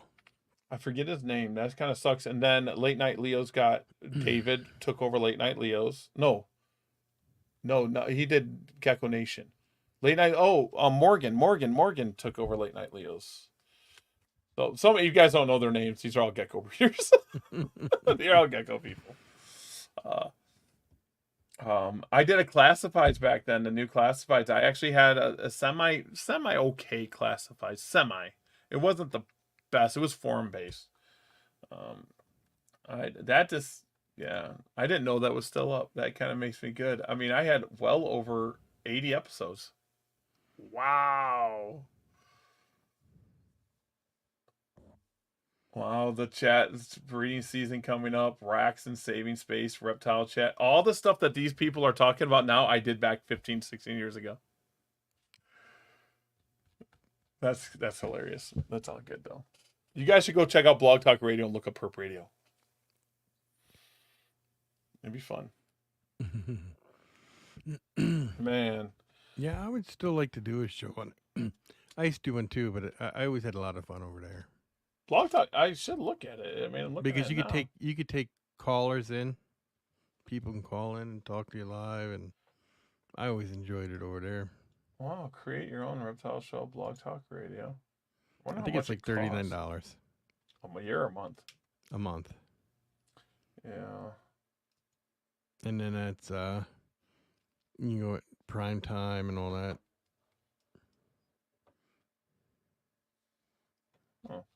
I had to look into it. I mean, we wouldn't be visual anymore, but it wouldn't matter. We could actually run on both, probably. Yeah, I always Yeah. enjoyed that over there. Yeah, Blog Talk. I remember the call sign when you would call in Blog Talk Radio. It would be that female's voice. Mm-hmm. Oh, geez. Now I'm bringing back memories. Mm-hmm. I believe I tried to do a Blog Talk Radio from Daytona one year, but my signal on my phone wasn't strong enough. Oh, It was like it wasn't working very well, and I couldn't do it. you know how Blog Talk Radio got started, right? No. Okay, the guy who came up with Blog Talk Radio, he had a father who was dying from cancer, and he did that. He started that whole forum type of thing, that whole setup, just so his father could talk to all his family members all the time, so they could have it going. And when he died, somebody's like, "Well, you know, maybe you should start charging people and letting them get into that," because he wrote the whole program for it, I guess, and then boom, took off from there. I would say it was really smooth. It was Mhm. great. My buddy Still Pat, is. yeah, my buddy Pat was in radio, like real radio, and he really supported me and helped me out through it all. And I just don't think I was good enough, and I wasn't getting guests on as much. I was just giving my opinion, but I was getting like, I don't know, 100 or so listens a show, 150 listens. HR69 was getting like 500 to 600 listens, Mhm. but it was new. It was a new thing. It was like, Mhm. well, I mean, I had call-ins. I did have people call in. And then I tried to reach out to Bush League, and I was like, I would call in the Bush League, tell them they're awesome. But, you know, back then I was a flipper, and it was a bad thing. Oh yeah, according to them. But, I mean, what they bred was ball pythons and geckos. And let's be honest, I breed ball pythons and geckos now, and they're the easiest thing to breed. Their gecko breeding was a Short-lived. I tried to help him, though. I tried. I was like, dude, you don't want to touch Enigma, bro. And Larry nope, Suttles. I remember that so well. I still laugh about it. Oh man. didn't listen to me. No. I was nobody. Oh. And I admit, like, I was new in leopard geckos back then when he started doing that, and I was like, yeah, they'll hatch with no eyelids, and they'll spin and stuff like Circles. that, circles, and he was like, oh, this is a new thing. And the other thing was he was big in Champagne, and look what happened to Champagne. That was Ed. That was that BT. BT. was Champagne.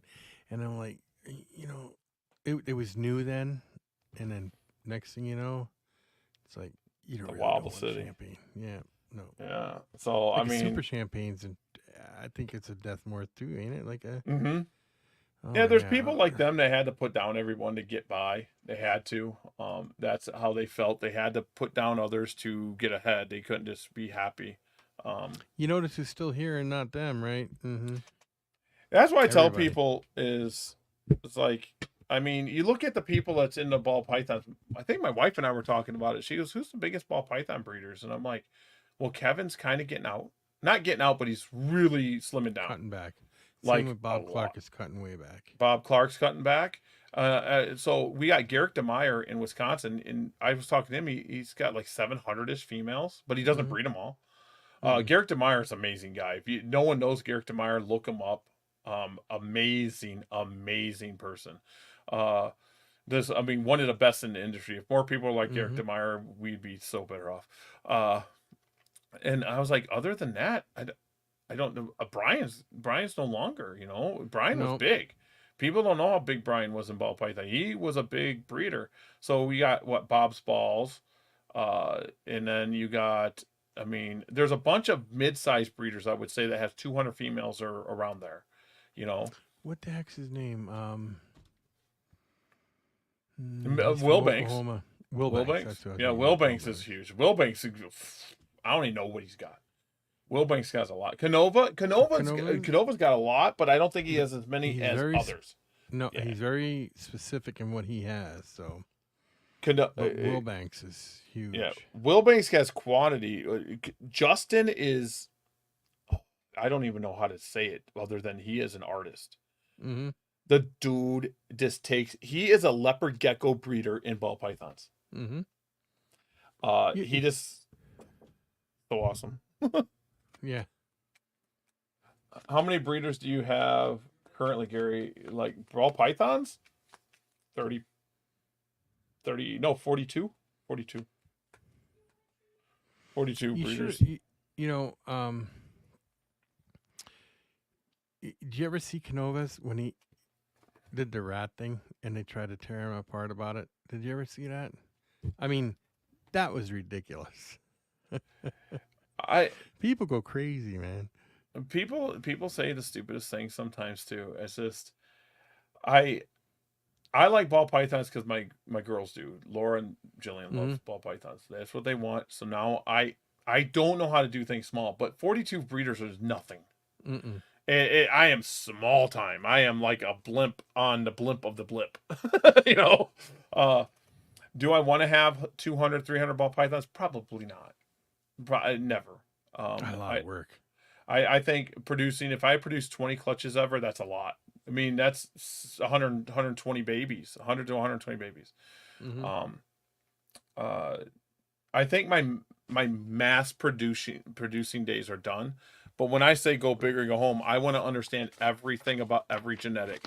I want to know it about it. And people think I'm nuts, but I will research every single gene, every single trait, and find out what complexes they are, what they do, so I can identify them and go from there.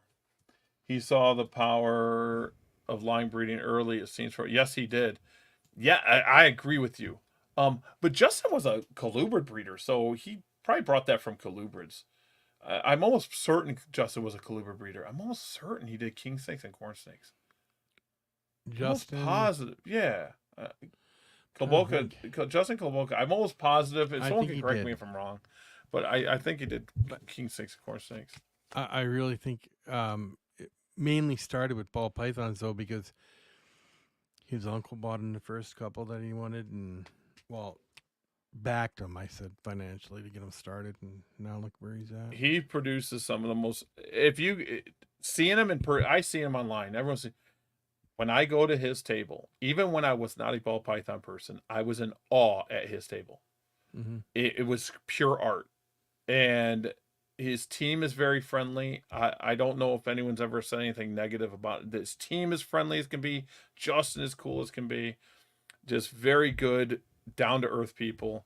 I'm excited to go talk to him in person again this weekend. I can't afford anything on his table. Let's be real, I can't. People think I'm rich. People think I'm rich out here. They think I got thousands upon thousands upon thousands upon thousands of dollars just laying around doing nothing. I'm like, I'm not rich. No. Dude, I mean, I am stupid and I dump money into stupid website stuff I shouldn't be doing, but... You know who else is pretty big? Always Evolving Pythons, Miguel. Miguel is cool people. Yeah, I like Miguel. I want to meet Miguel in real life. I really, really, really, really, really do. I want to meet Miguel. But because the reason I want to meet Miguel, guess what channel is helping me the most with this journey in ball pythons? Miguel's. I watch his channel, and it's just like he speaks my language. He just speaks my language. Do Chris $100 bill? Yeah, no.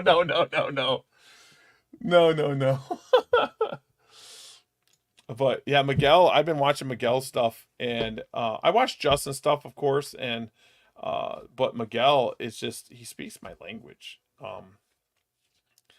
And he produced a Desert Sunset, which I think he did a couple years ago though, because I've been watching videos, and I really like what he's doing, and the people I got the ball pythons off of are really, really good people. So amazing people. I can't wait. I can't wait for this weekend because Leo's buying me a $40,000 ball python. Leo. That would be cool. He just doesn't know it yet. Do you know I don't know if I ever told this funny story. Leo was gonna buy a house, or he was before he got his house and stuff, and he would come and buy geckos, And I'm like, you don't need your house, buy geckos. I would tell him that all the time. Don't worry about that until later. Just buy geckos. The house will just come along later on down the road. Don't worry about it. Oh, I love Leo so much. Leo, he's just good people. I'll have to sell myself to get the. I have to sell himself. Oh, the $40,000 ball python. Yeah, but I'm gonna be looking at some of this Bob Vu stuff this weekend. Of course, I'll be at Justin's. Hissy Fits got some stuff for me. Hulker, I talked to Hulkers. They got some stuff I need to look at and stuff like that. When you're there, you should talk to some of them, see if they'll come on. That's what I'm planning 100%. I got Reptarius cards I'm handing out to people. I'm going to say, hey, contact me because I'm going to be getting them on. I know Bob will probably come on. Bob is really, really intelligent person and a business person and knows ball pythons. Probably get him on. I could probably get Darian on too. Yeah. I can get Darian on if people want to morph market Darian. I'll have to yell at him because Darian. People think I still hate Darian. Darian and I are friends. I talked to him. We talked in Tinley, maybe not the last time, a year ago, 2 years ago. I forget when it was. It's a business thing. I mean, he's right. If I could have done what he would have done, I would have done the same thing. Yeah. I do have one question for you, though. Yeah.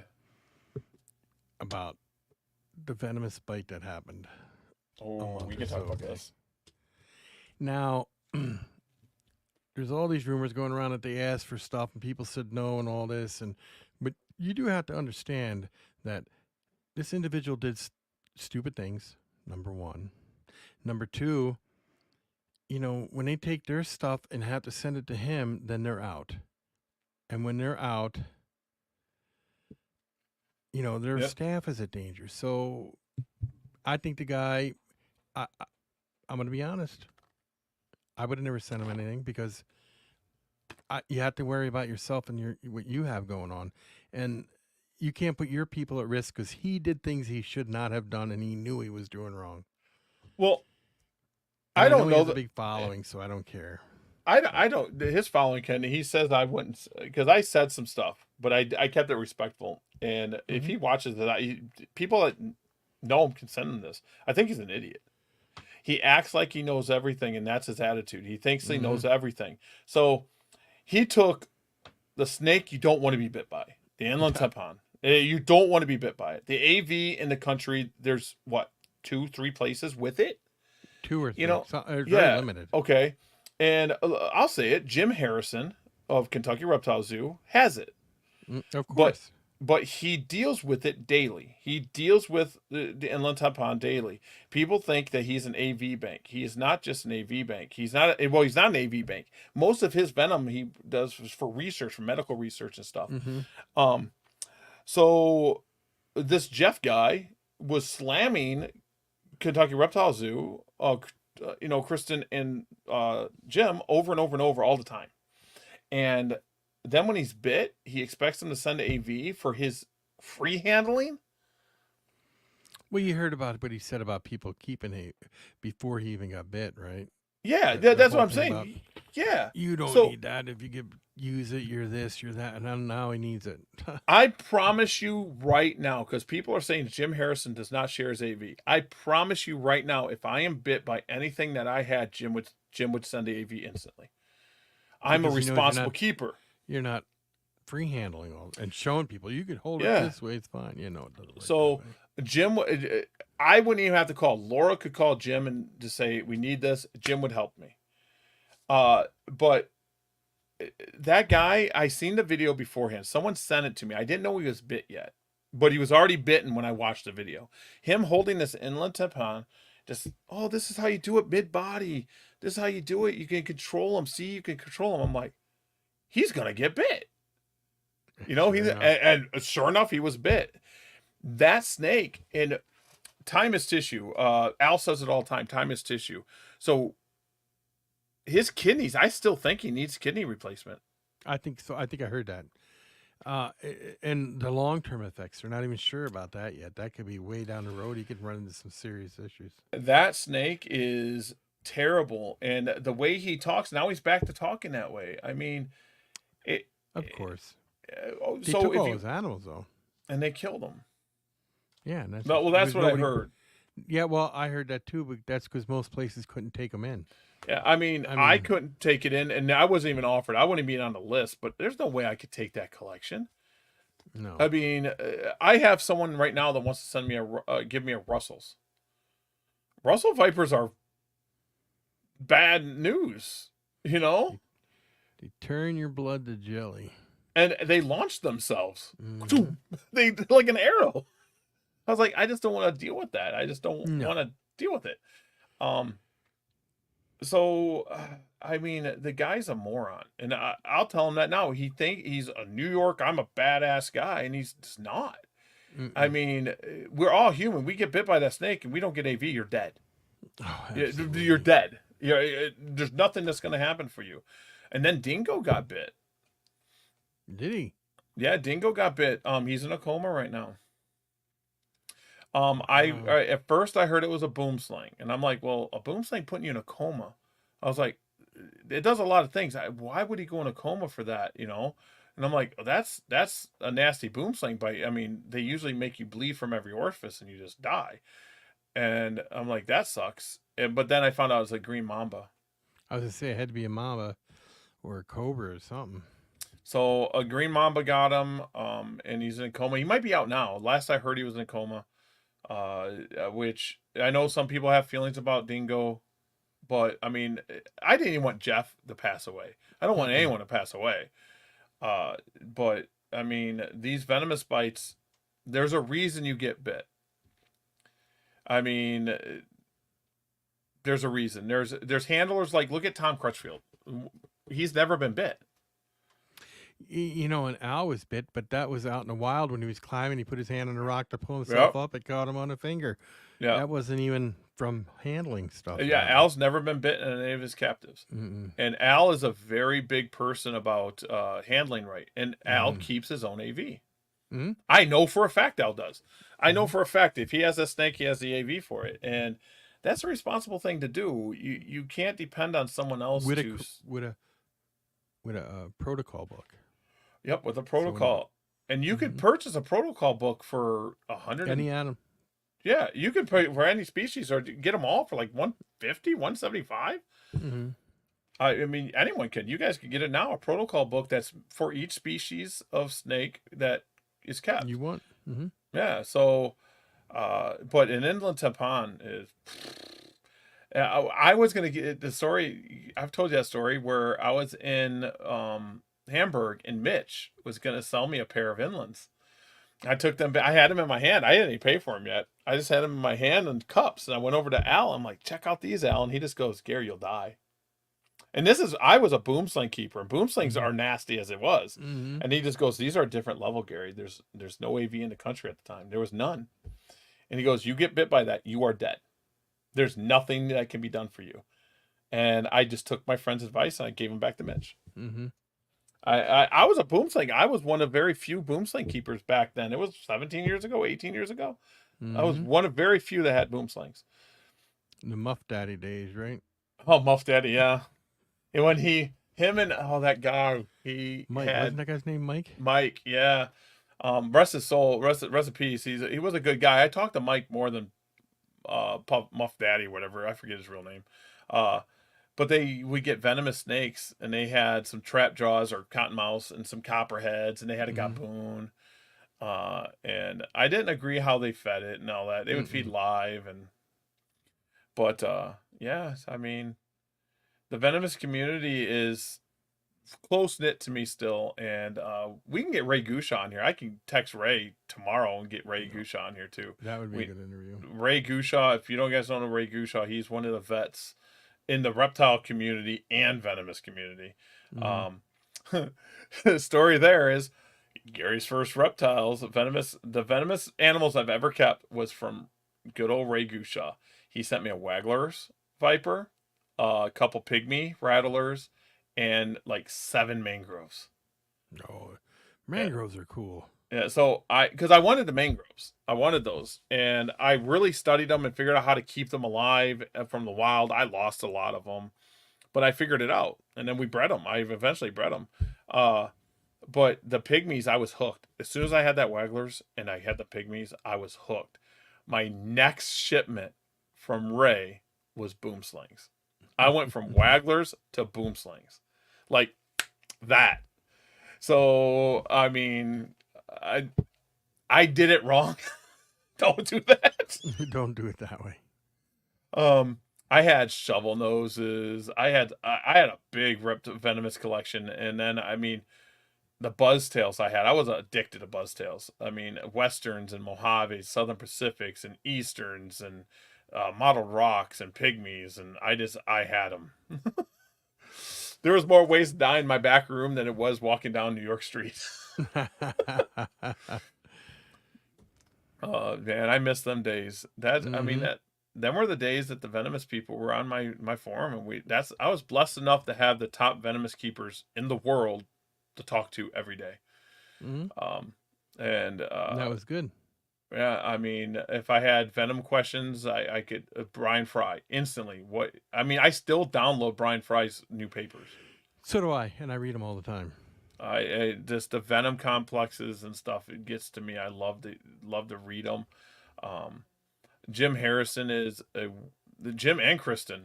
I don't care what you say. Jim and Kristen are insanely and just they know more. They forgot more than I know. Yeah. So, and they're great people too. I talked to Kristen. Love them both, and they're both great people. I love them both. They're family to me.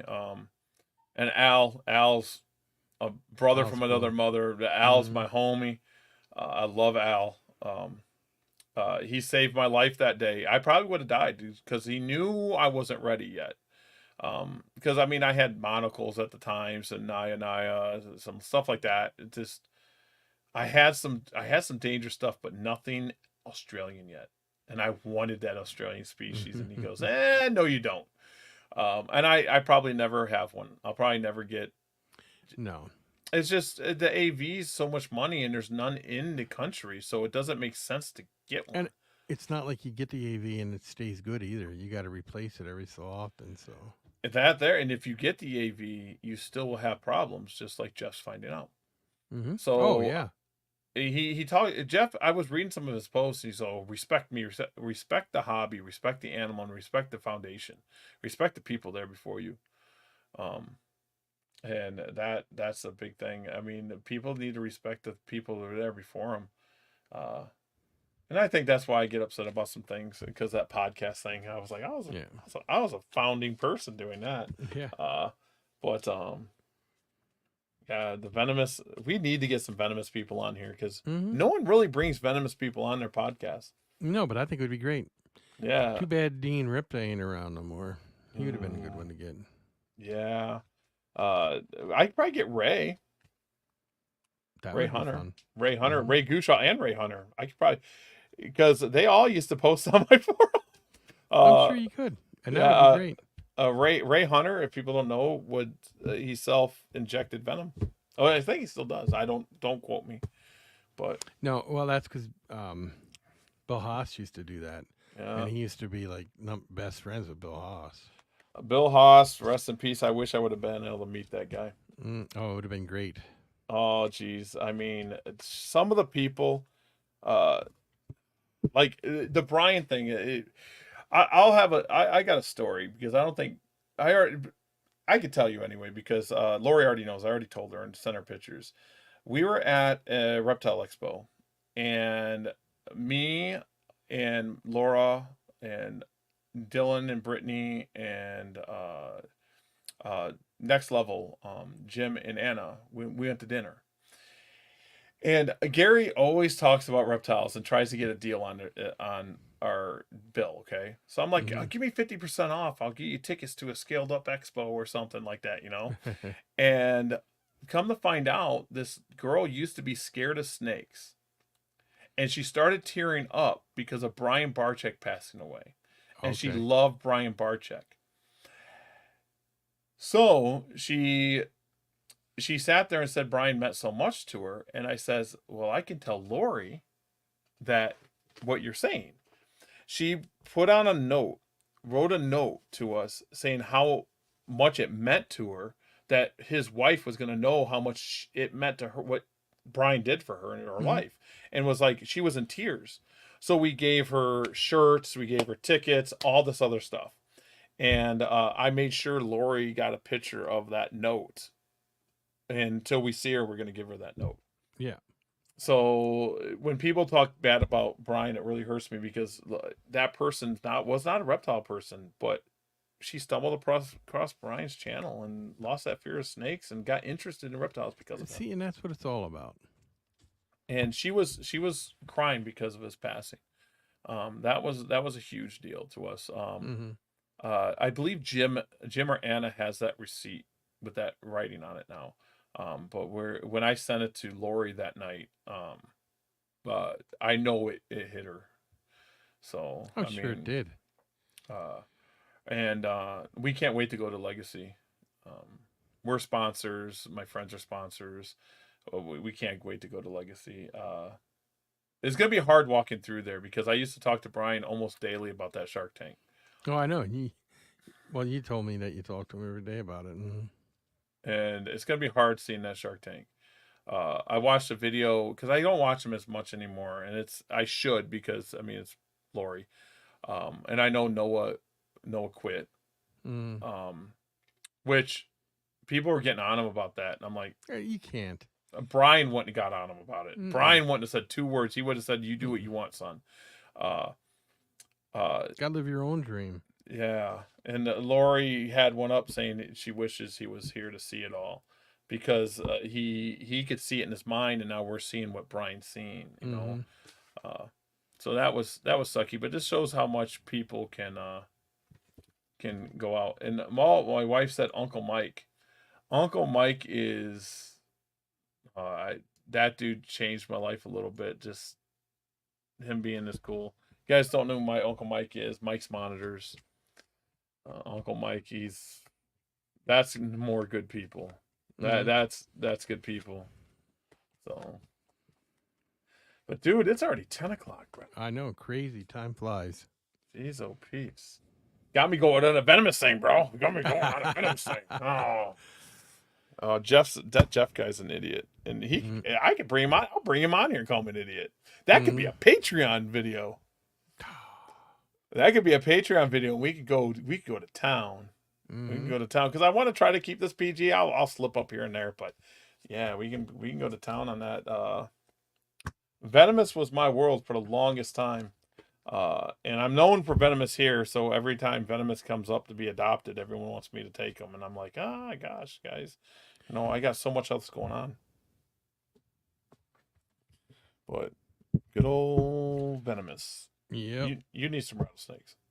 Yeah, it's been a dream. Get you a little piggy. A piggy won't hurt you. I mean, don't get bit on a finger, but no, don't get bit on a finger. It might take a little tip of your finger, but a piggy won't hurt you. I mean, you wouldn't want a Southern Pacific or Mojave. I mean, no. The Western's easy to deal with. They don't get the size of Easterns, but Westerns do that little spinny thing sometimes. But I mean, To tell you the truth, a Gaboon Viper is a good one to start with. I mean, the bite's nasty, but you never have to touch them. No. They're really chill, laid back vipers, and you can, if you know how to double hook. Did you see the picture of the guy? Wait a minute. Let me see if I can find it real quick.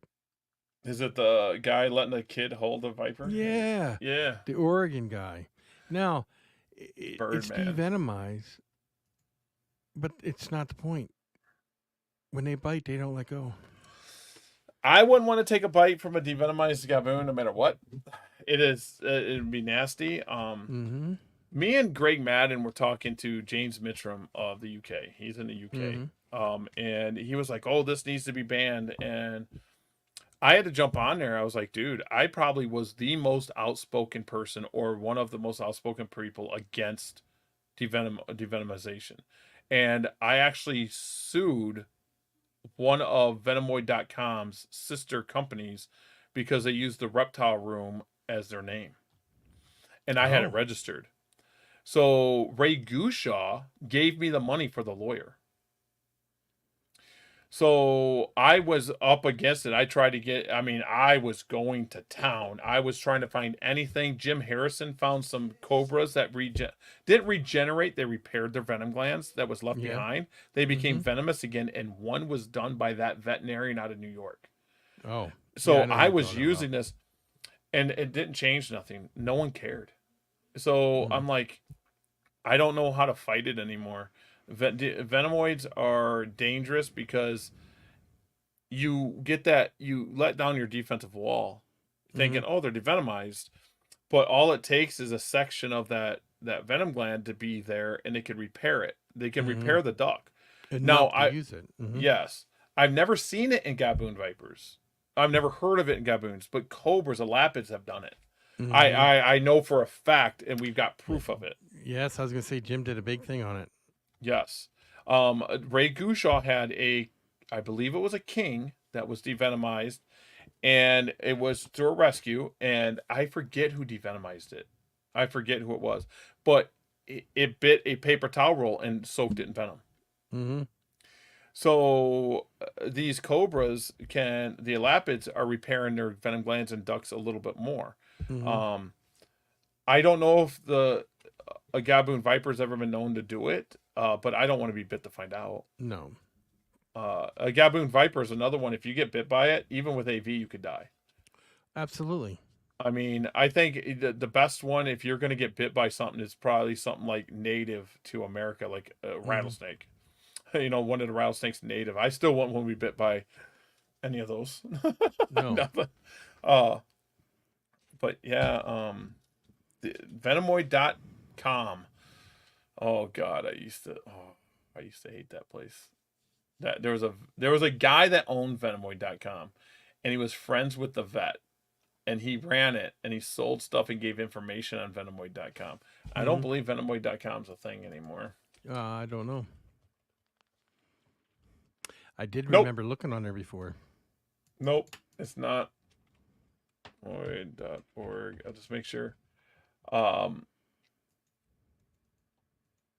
Yeah, I mean, it was me and a few other people that really went up against them, but I got a lawyer involved. I never went through with the stuff. They took it down. The lawyer got him to take it down, but it cost me a few $1,000s. I want to say $2,500 at the time. Still, it should never been a thing. You should never did that. Yeah, so I mean, Venomoids. We can get Ray Gushaw on. We can talk about that because he was a big part of that with me. He was a big part of that. Same thing with Greg Madden. We can get Greg Madden on here. He started the sim incubation trays. He was part of that starting. So he did the sim incubation. It was like everyone put their stuff in vermiculite. He said suspend them. They were one of the first ones to do it. And then the geo trays came out and all that other stuff. And then, I mean, we can get Greg Madden on here. He wrote articles for Gaboon Vipers. But yeah, it's getting late, dude. Frank, it's 11:07 there. Yeah, can you tell? I'm losing tons of weight. Yeah. I'm like a quarter of the man I used to be. No, that's because you've been doing a lot of work lately. I got clean Busy, cages. busy. Exactly. So, all right, guys, we're gonna let you go. Peace. We're out.